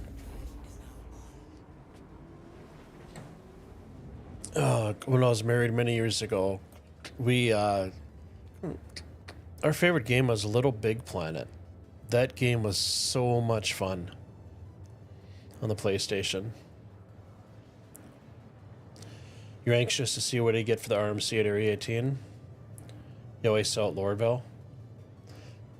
Yeah, Area 18, it's anywhere from, I think low has been like 11.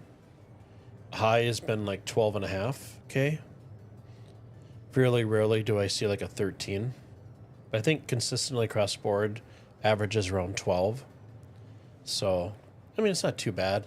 At least at Area 18, I know that the hangars and stuff aren't bugged for me, which always helps.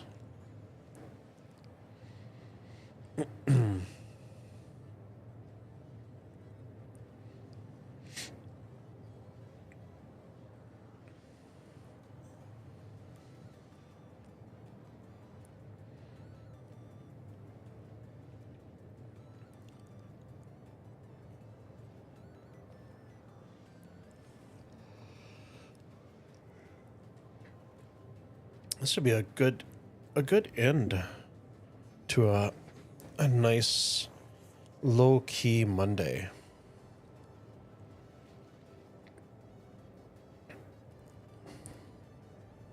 Turn the lights off. So at Lorville, how much do you usually get? Is it in the 13s, 14s?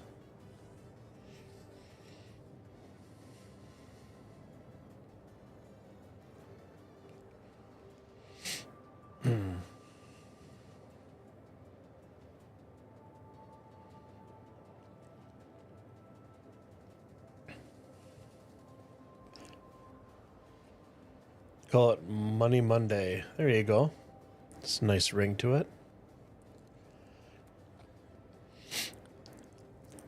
I have been on the hunt, so I have a squirrel moment. I have a pair of Cloud Alphas. I love those headsets. So I got like a really nice wireless one, but you have to use the dongle. I can't do Bluetooth to my PC. So that means I can't Bluetooth it to my Rodecaster for monitoring my audio. So I'm using my original Cloud Alphas that, you know, back in the day, I think it was like $70 on a cord and to monitor my audio. But I've been trying to find another headset to get. So I've been looking at Momentum 4s. They have wireless and noise canceling, and then the other ones I was looking at was like the Rode NTH 100s. I don't know if any of you gents or ladies in chat have experience with either one of those brands. I heard the Rodes are really good for just when you're editing your audio and stuff. You get like what you edit it and what you hear is what the video actually produces. Just under 13K last time. That's nice. Some good money.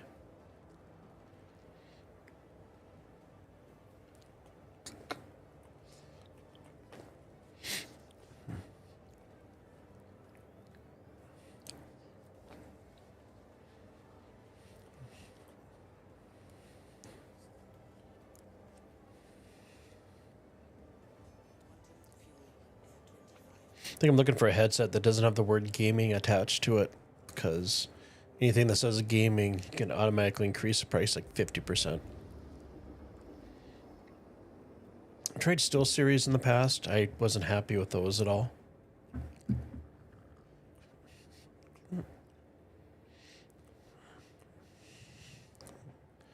Crime stat 0. Well, it should be. I behaved myself.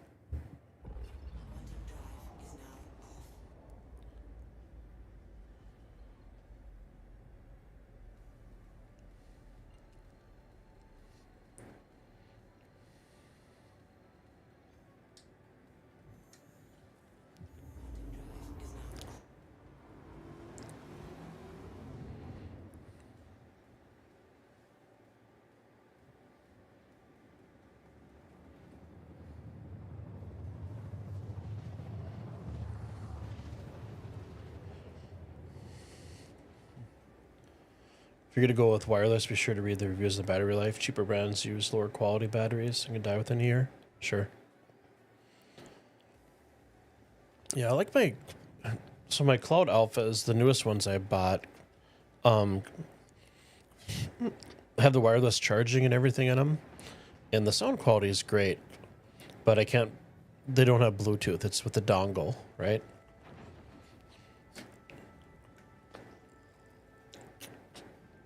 Okay, so before I get lost here, there we go. Depending on where it puts you at for Area 18 can always be a little bit of a challenge to find out where in the heck you are during the daytime, right?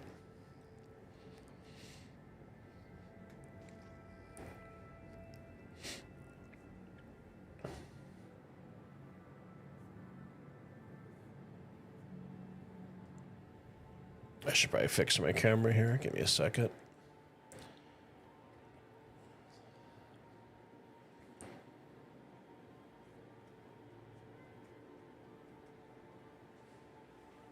Let's put it up above me.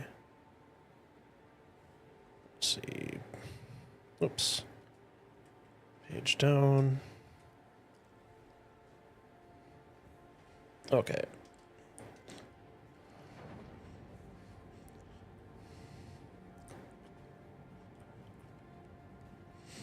Your mother fell victim to that scam. This has nothing to do with headphones, but I was on Etsy and I saw these, they're on Amazon too. There's a lot of ads going around for them. They're crystal mineral coffee mugs. And it basically looks like somebody took a stone, or a piece of stone with an agate in the middle of it, carved it out, and made a coffee mug out of them. And they're gorgeous. Oh my God. So I'm like, I'm going to get one for myself, test it out. And if I like it, I'm going to get them for Christmas gifts. So I went to Etsy, ordered it, and got an email last night saying, hey, this person closed down shop, we're refunding you your money. It was a scam. I was like, really?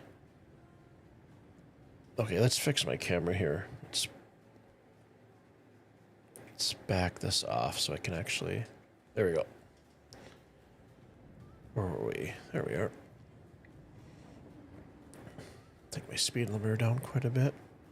Throw our VTOL on.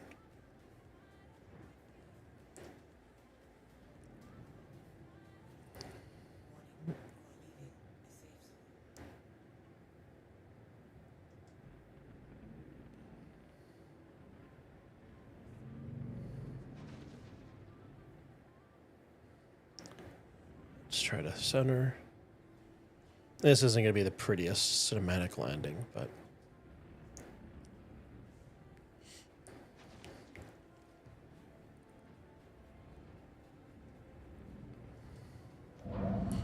Oh, let's squeeze you down. Ooh, there we go. Okay, so...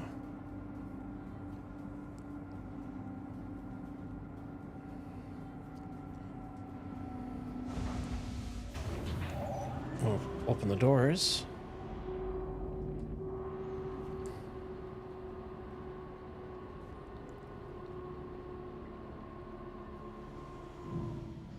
Make sure landing gear is down.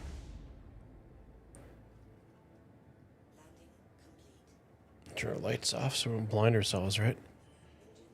Engine's off. Let's refuel real quick before we jump out and make some money.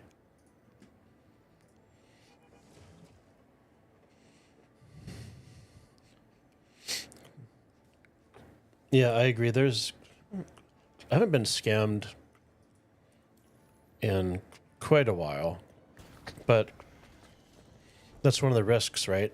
With especially a lot of shopping online. At least you have places like Etsy. Oops, I want to open that door.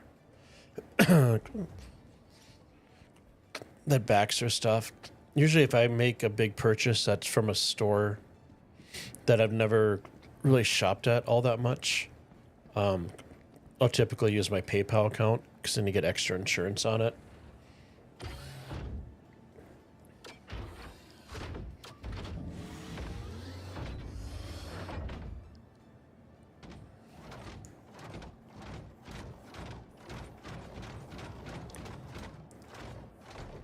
Wow, I could probably start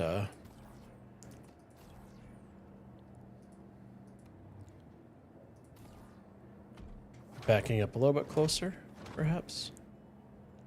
See all the cargo grid. Oh, it's snapping right away. I did experience where you grab it and it doesn't come to you. So you gotta pick it up, grab it again, and then you can get the snapping feature.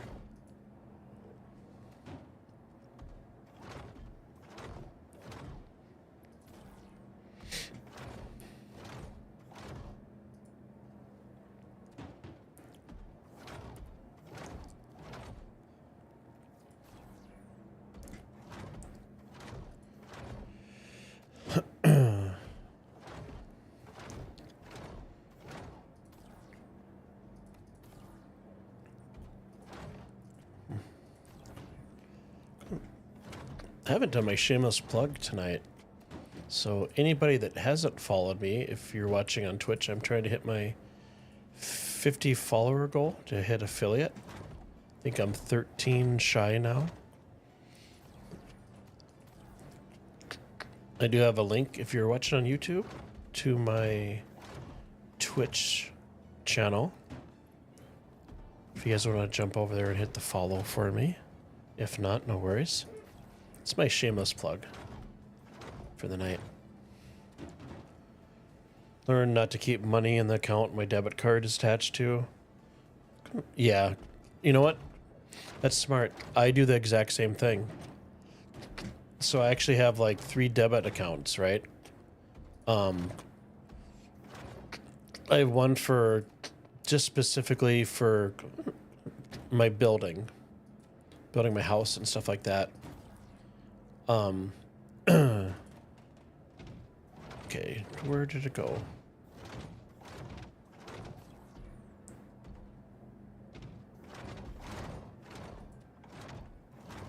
Okay, this box is bugged out. It's okay. We're gonna leave that box there. It doesn't want to come with us.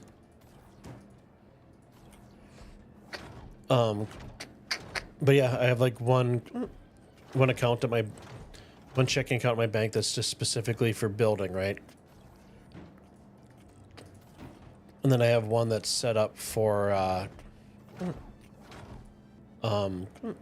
bills, and then I have one that's just specifically for if I want to buy something like in town, right? I think it's more cautious than anything.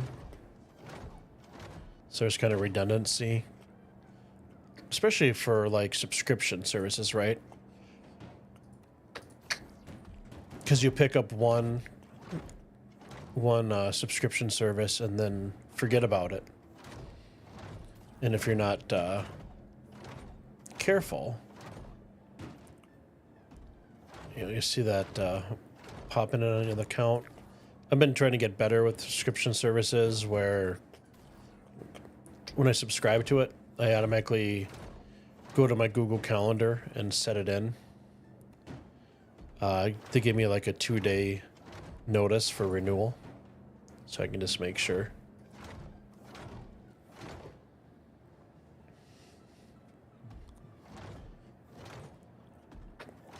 Inconvenient, but you can count how many times it saved you. Unauthorized purchases don't go through. Yeah.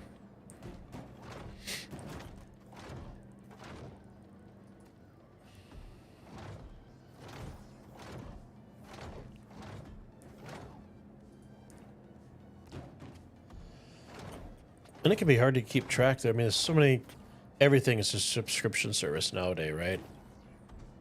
So just trying to keep everything organized and not like on a spreadsheet.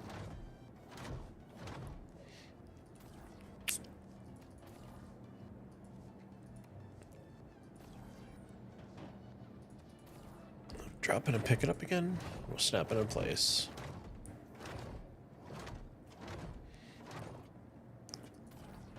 Yeah, when I was building my tiny house, my bank offers a credit card, right? And I haven't had credit cards in years. But one of the pluses was that for every dollar you spend, you get a point. So every 6,500 points, you can claim a $50 gift card, whether it's like Best Buy, Amazon, and stuff like that. So I drove them absolutely nuts because I'd, go buy my construction materials and then I'd pay off the card right away for my savings from when I sold my house. And I keep on doing that. And they didn't mind. The only thing that I would buy, multiple things in a day. So it was more of a nuisance for them because they would have to go in and zero out my account balance so I could charge again to get those points. But I think like all said and done, when I was done building, I had like 70, 80,000 points on my card that I then used for, like buying my purple mattress off of Amazon and stuff like that. So definitely came in handy.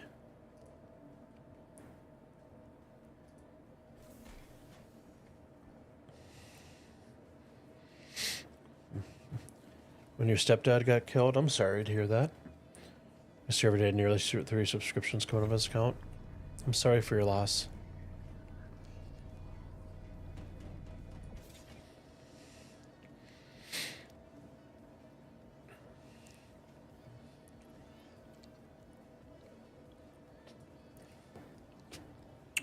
Now, my parents pretty good about subscriptions. I mean, they both have like iPhones and stuff. My mom, after buying really shitty PC computers, laptops, and me telling her, stop, just buy a MacBook. It'll last you the rest of your life. She finally bought the MacBook.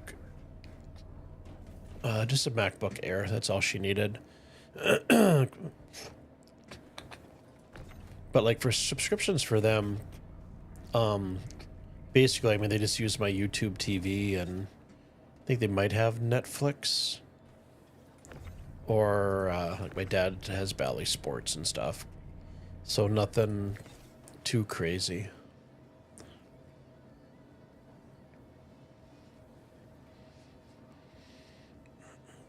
Not at least wait to process your payments so they could charge you interest.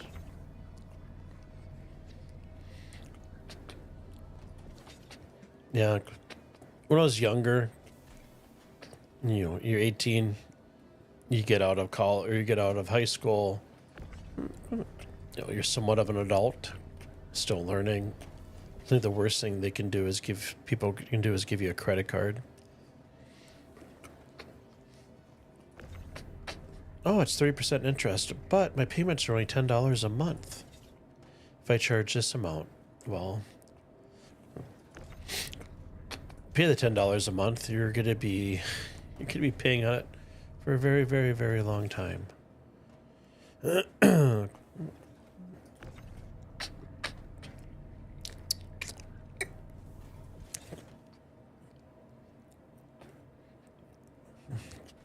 So my philosophy, kind of been the last several years, is buy it nice or buy it twice, and if you don't have cash, then just save up. Your dad's accident was 15 years ago. Yeah, no, it's still a loss. You're welcome. Like I said, sorry to hear.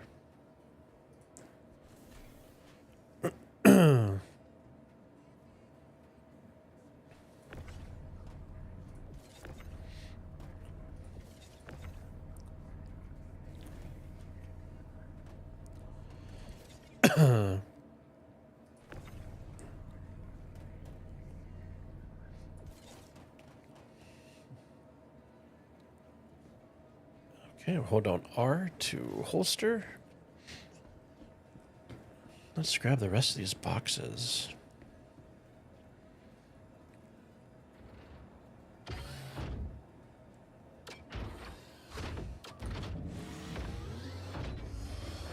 The zero interest loop.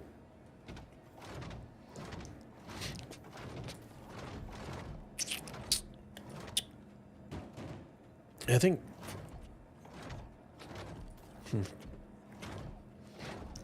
Credit cards can serve their purpose for emergencies and stuff, but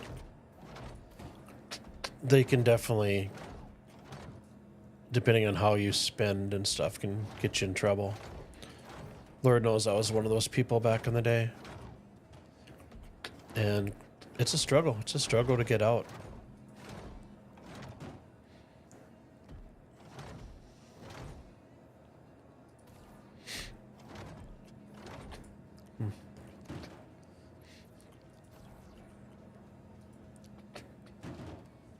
Yeah, my ex-wife, to get out of my situation, come to find out, she never paid taxes for many years. So I dodged that bullet.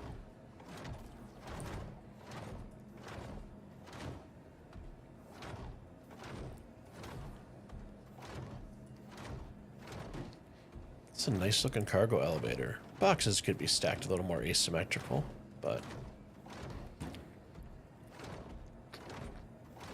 think the run, I think last time was maybe 4.5,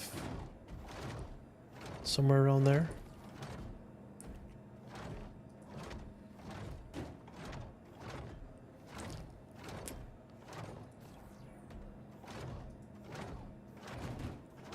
Oh, and one more box with the cherry on top.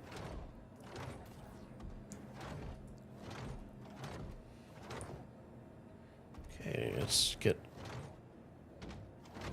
over a little bit so we're not on the actual landing pad.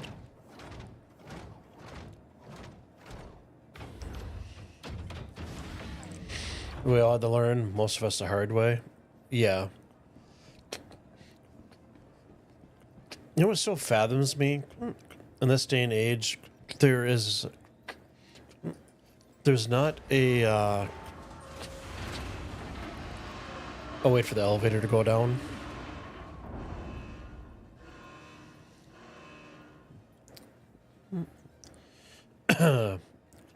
That was loud. It so fathoms me that even like school, like high school, right? They don't teach like budgeting and finances and stuff. I think that's always left to like the parents to do. But I think schools should teach just a basic finance class, especially for kids in their senior year. You know, obviously they're going to college or whatever, getting out of school.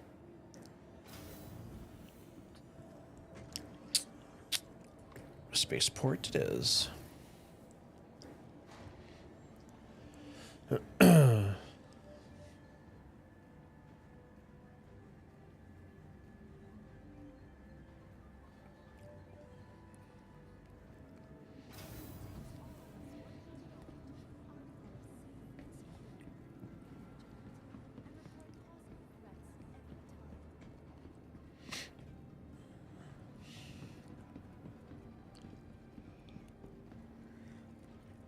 Hoping eventually they'll put a TDD terminal in the hangars so you can just directly sell right from there.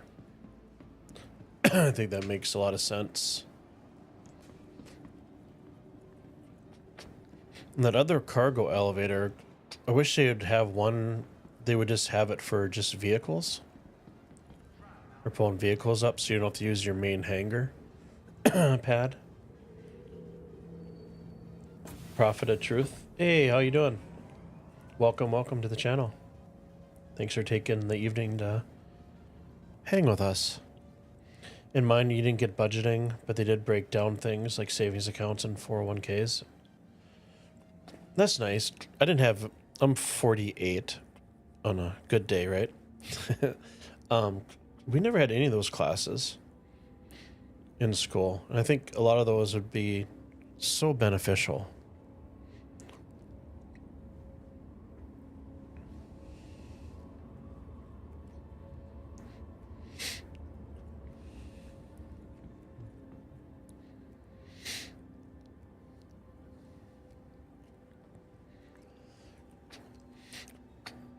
hindsight's 2020, right? You know, you're growing up, you're a kid, you're 18, you get out of high school and head into college, and you know your parents and then your parents' friends are all giving you advice and stuff like that, and you know you're young, you're somewhat arrogant and naive, and it's like, no, I'm gonna do it this way and stuff. And then you get older, and you're like, you know what? I wish I wasn't stupid and actually listened to some of the advice.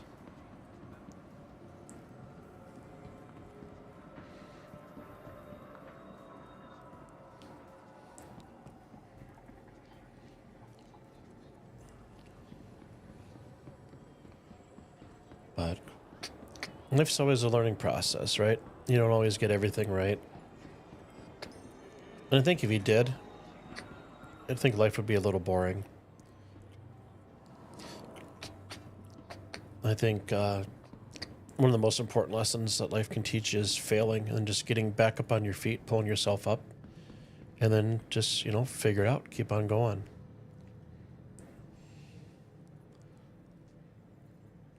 Okay, so we're going to select Area 18. So 12.7.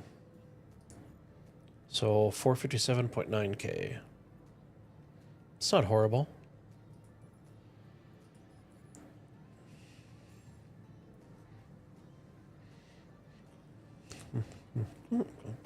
You too, Rigar. You have a good night. And hope you have a fantastic day ahead tomorrow.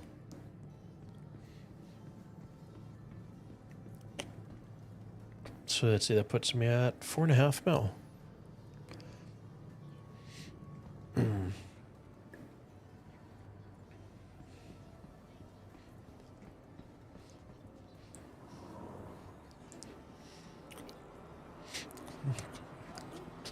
Not a bad run for full Vulture.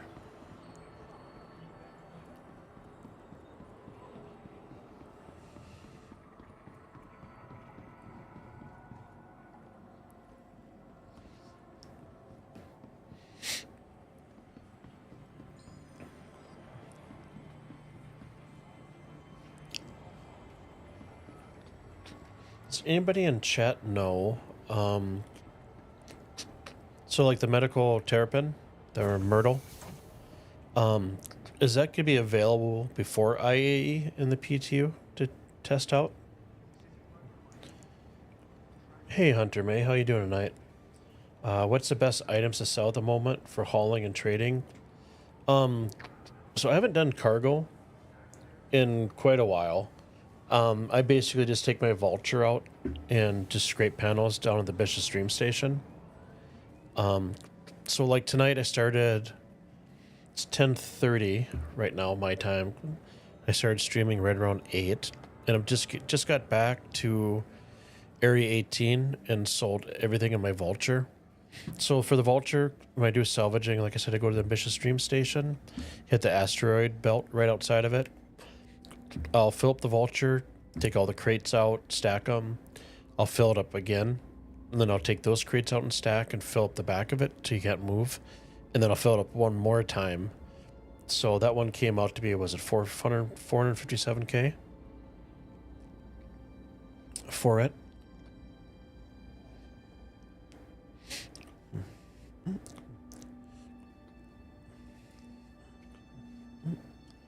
You're thinking of on IE, if anything, it may be 2 or 3 days, its own range.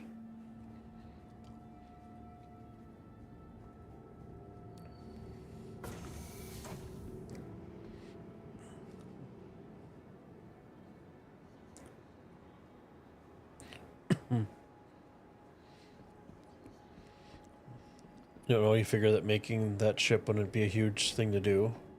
The nurse was a pretty quick turnaround.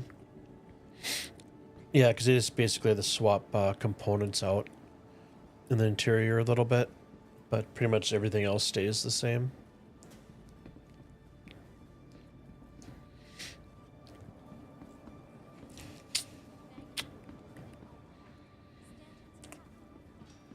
Yep.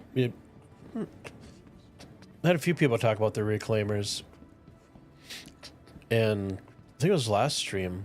I don't remember who it was, and I apologize. But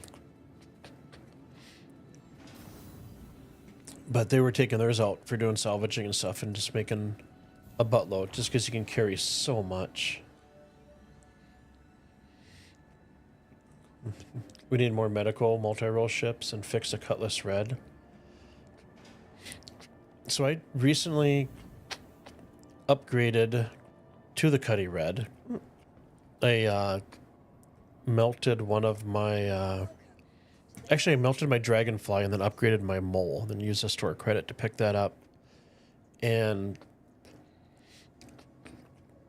the only thing I don't like about the Cutty Red, which just drives me nuts, is that horizontal beam that's right there in the cockpit when you're looking out.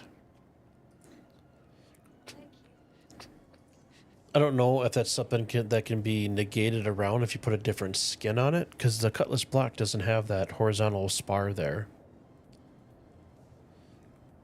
But other than that major annoyance that I have with that, the vertical spar or horizontal spar, I'm sorry. I love the ship otherwise.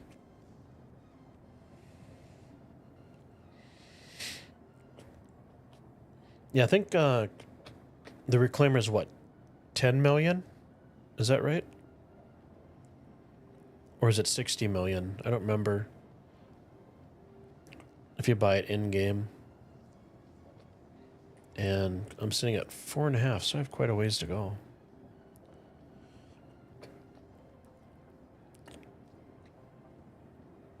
Yeah, the beam is annoying. Distracts me when you're going into landings on planets and moons. Yeah. So if you change skins, have you tried changing skins on your Cutty Red? To see if it gets rid of that bar? So I started Star Citizen about 2.5 years ago. Shout out to Bernie if he's watching after the stream. He was our Sherpa that me and my buddy found.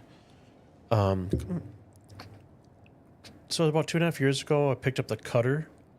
Was my my starter ship. We did like a little bit of everything. I think we did that for maybe 2.5 months, and then we just started playing other games and stuff like that. And so I kind of dropped out of it, and then I started actually gaming and taking Star Citizen a little more seriously probably about 2.5 months ago. So like this year was my first Citizen Con. And then this will be my first IAE where I'm actually like paying attention, I guess you could say.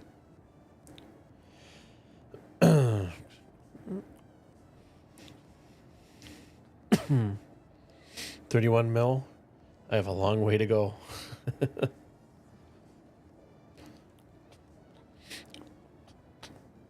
So yeah, when I started taking Star Citizen a little bit more seriously, I picked up VKB sticks, and built my first PC in like 2 decades. I could actually handle 4K gaming and all that good stuff. And then I did pick up the Toby as well, just for that extra level of immersion.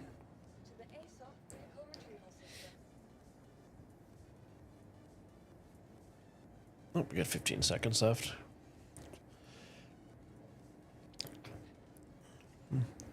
31.3 mil. Yikes. I did enjoy Citizen Con.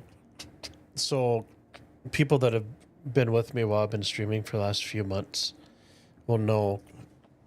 So let me turn down the hangar audio so you guys can actually hear me.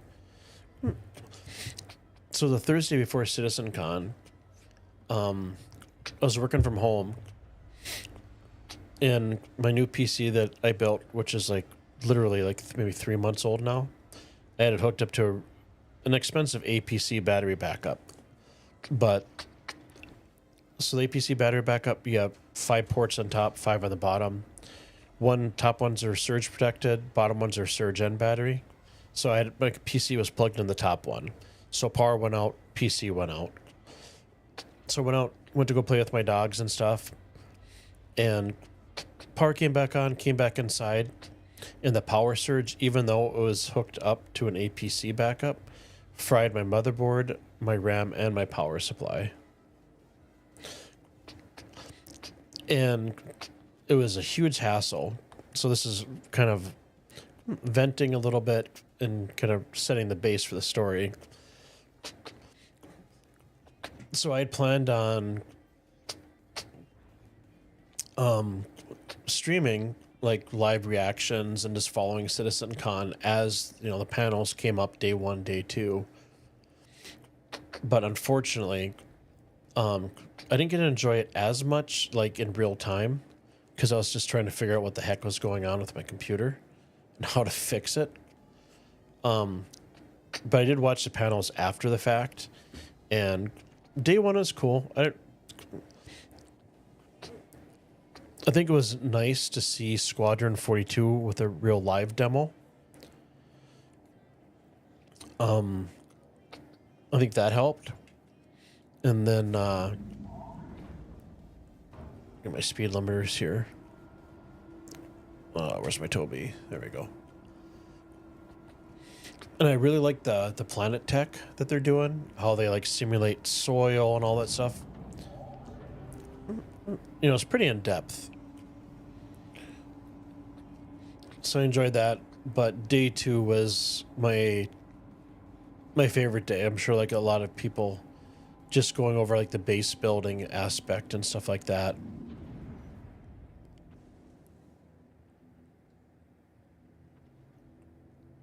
Get our VTOLs off. And we will gently ease into the sky. Get our speed limiter up, full throttle. Set our cruise control.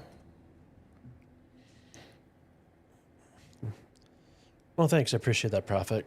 It was a pain. It was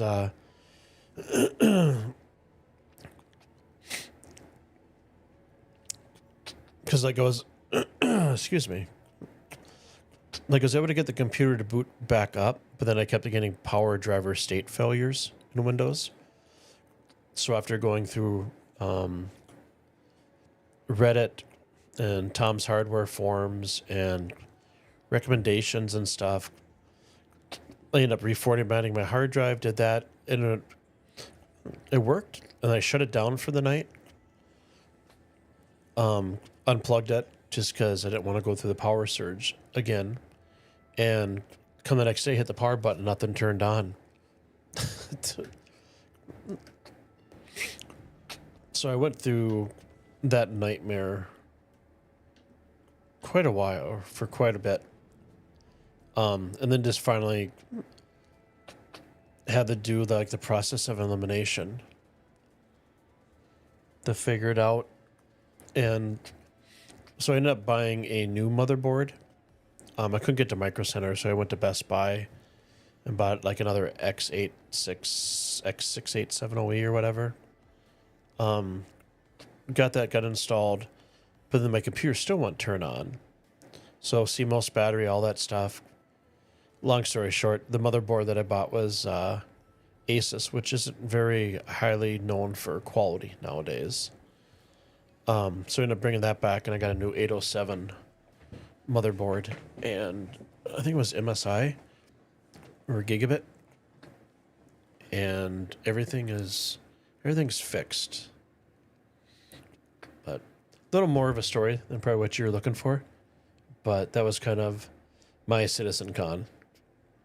But I did actually watch the videos quite a few times afterwards to kind of catch up on stuff that I'd missed.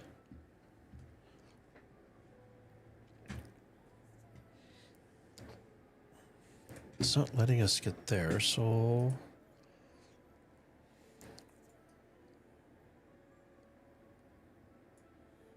let's try routing. Hit C to cancel.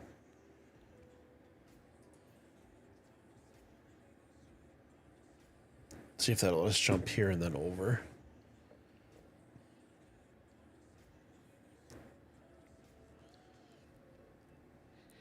Try Bikini Point. Nah, you like listening? You live up the chill title of your stream? Well, thank you. Appreciate that.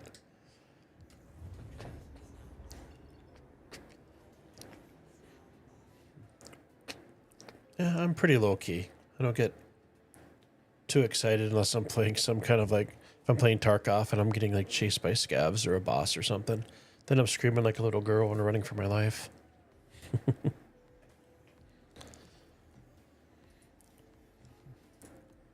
Okay, let's try this again. A and B. I'm going to click R to route. Let's see if that brings us there this time. Please, you gonna see I'm instructed again? Hopefully not. Okay, we're gonna have to go to another one of the planets. There's always a workaround, right?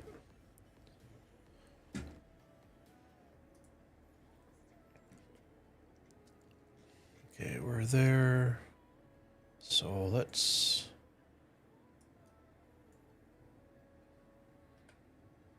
C to clear. Click on this guy. Hit R to route.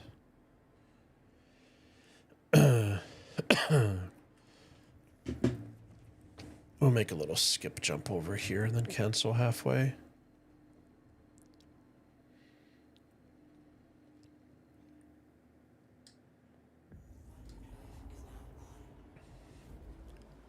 And a 1 and a 2 and a cancel out.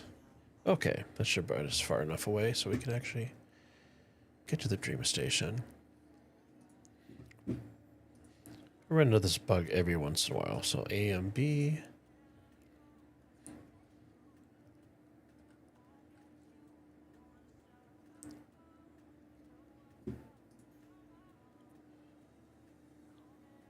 There we go. We should have a clean line of sight now.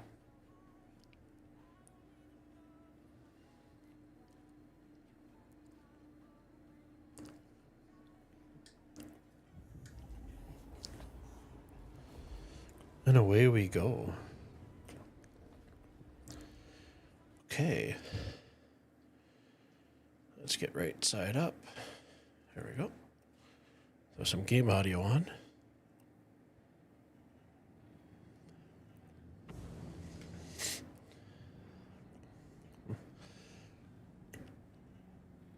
I like the dash layout for the Vulture, I think the best. I don't know if I'm a big fan of the dash rework for the Cutty. Feels a little too much in your face. But that's just me.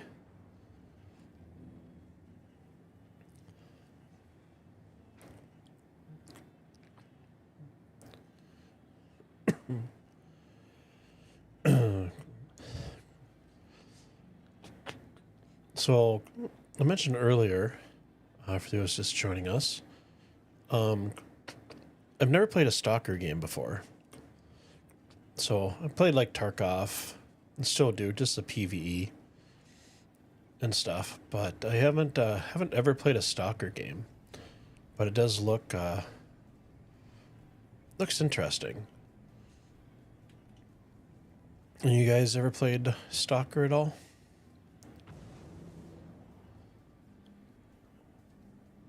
Let's rise up here.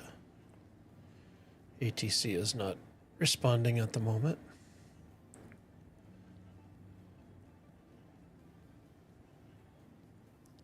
And sometimes it'll put me in that little hangar down there, so let's jump up a little bit higher, get some altitude. There we go. Let's try again. It's probably gonna put me down on the bottom, isn't it? There we go.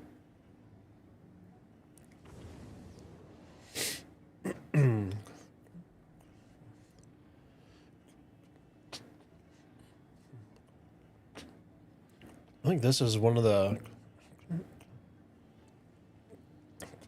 better gameplays on the live servers, and I think Friday was pretty good. Really no major bugs at all. FPS is good. able to successfully salvage the panels. Didn't get stuck in Quantum.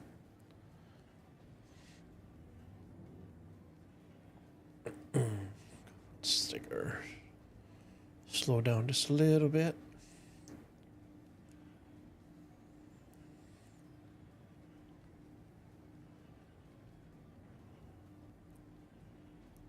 If we can do a cinematic landing. VTOLs and landing gear.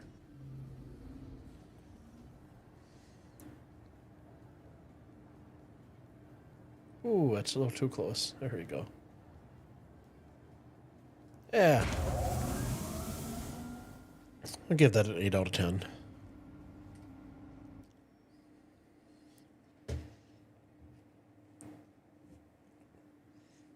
Okay. Let's refuel.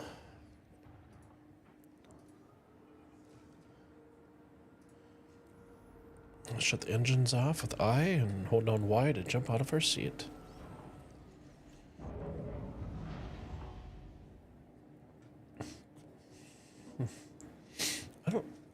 I don't know if I have stuff stored in these. Yes, I do. Or nope, on this one. Probably wouldn't be a bad idea to wet our palette.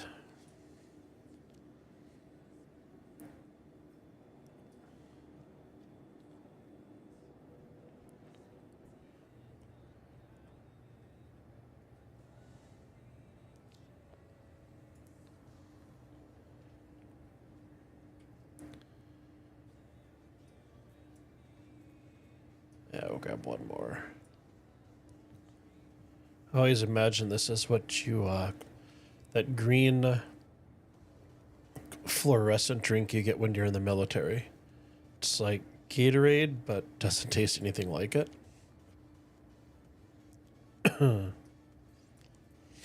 But after being basic for a week, it's like the best stuff to drink.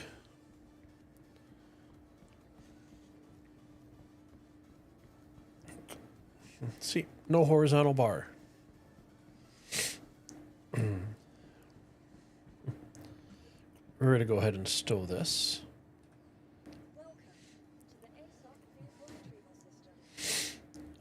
Store the Cutty Black. And we're going to claim the Vulture.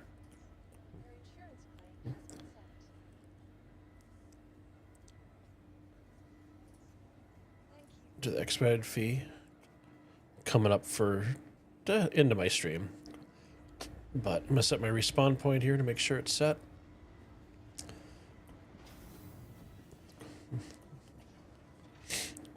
So next time, oops, lobby.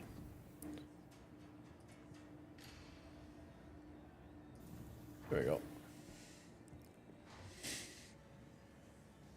So those of you that are joining the stream for the first time, I stream Monday, Wednesdays, and Fridays, 8 o'clock till 10:30 or 11. Fridays, I will stream a little bit longer because I do have weekends off.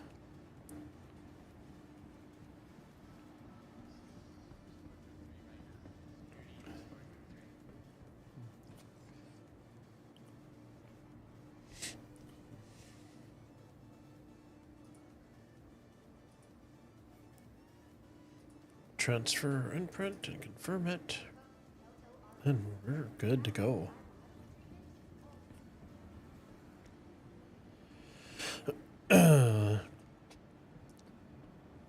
But yeah.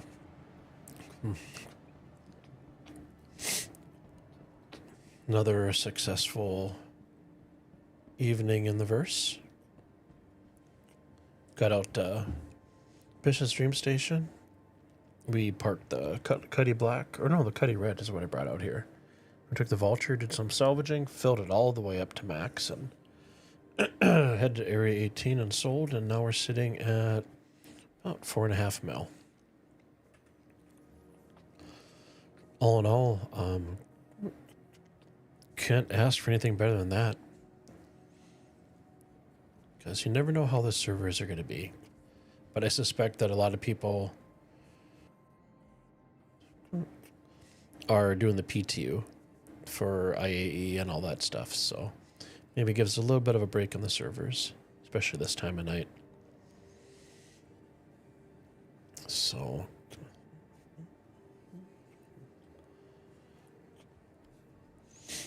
I'll do my shameless plugs as I wind down the stream for the night.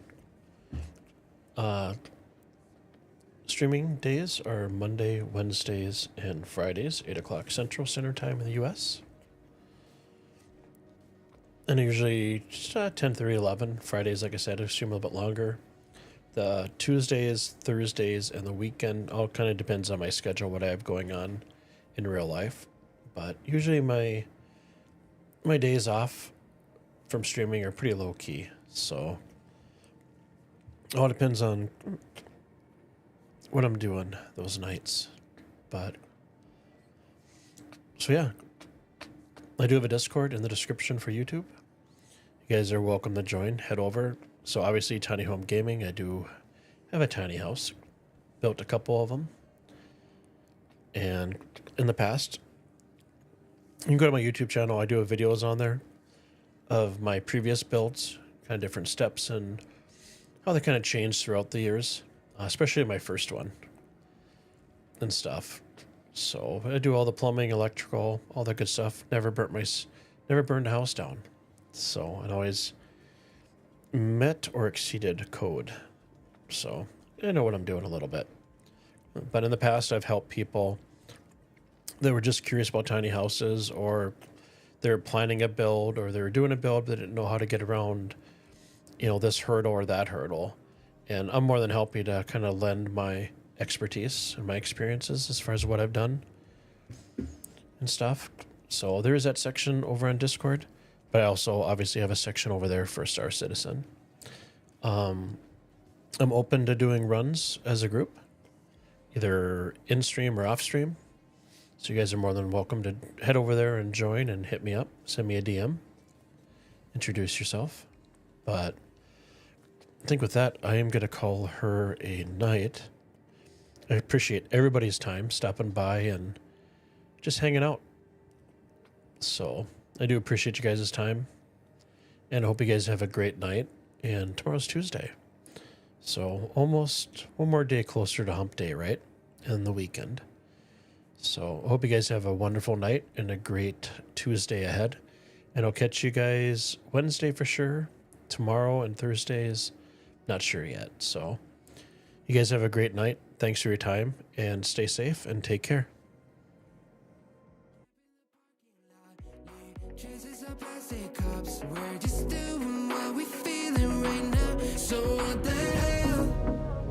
Why you hanging on the rooftop by yourself?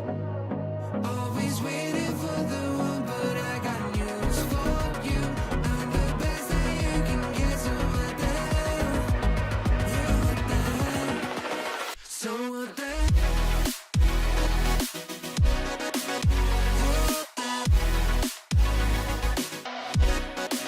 So what the hell? What are you waiting for now? And what the hell? You're pretending that you like somebody else, like you got boys waiting in line to take you home. But tell the truth, you spend the night alone. Let's be alone. So why don't we stay out to the morning light? 'Cause two wrongs can make a right. We're just doing what we feeling right now. So what the hell? Why you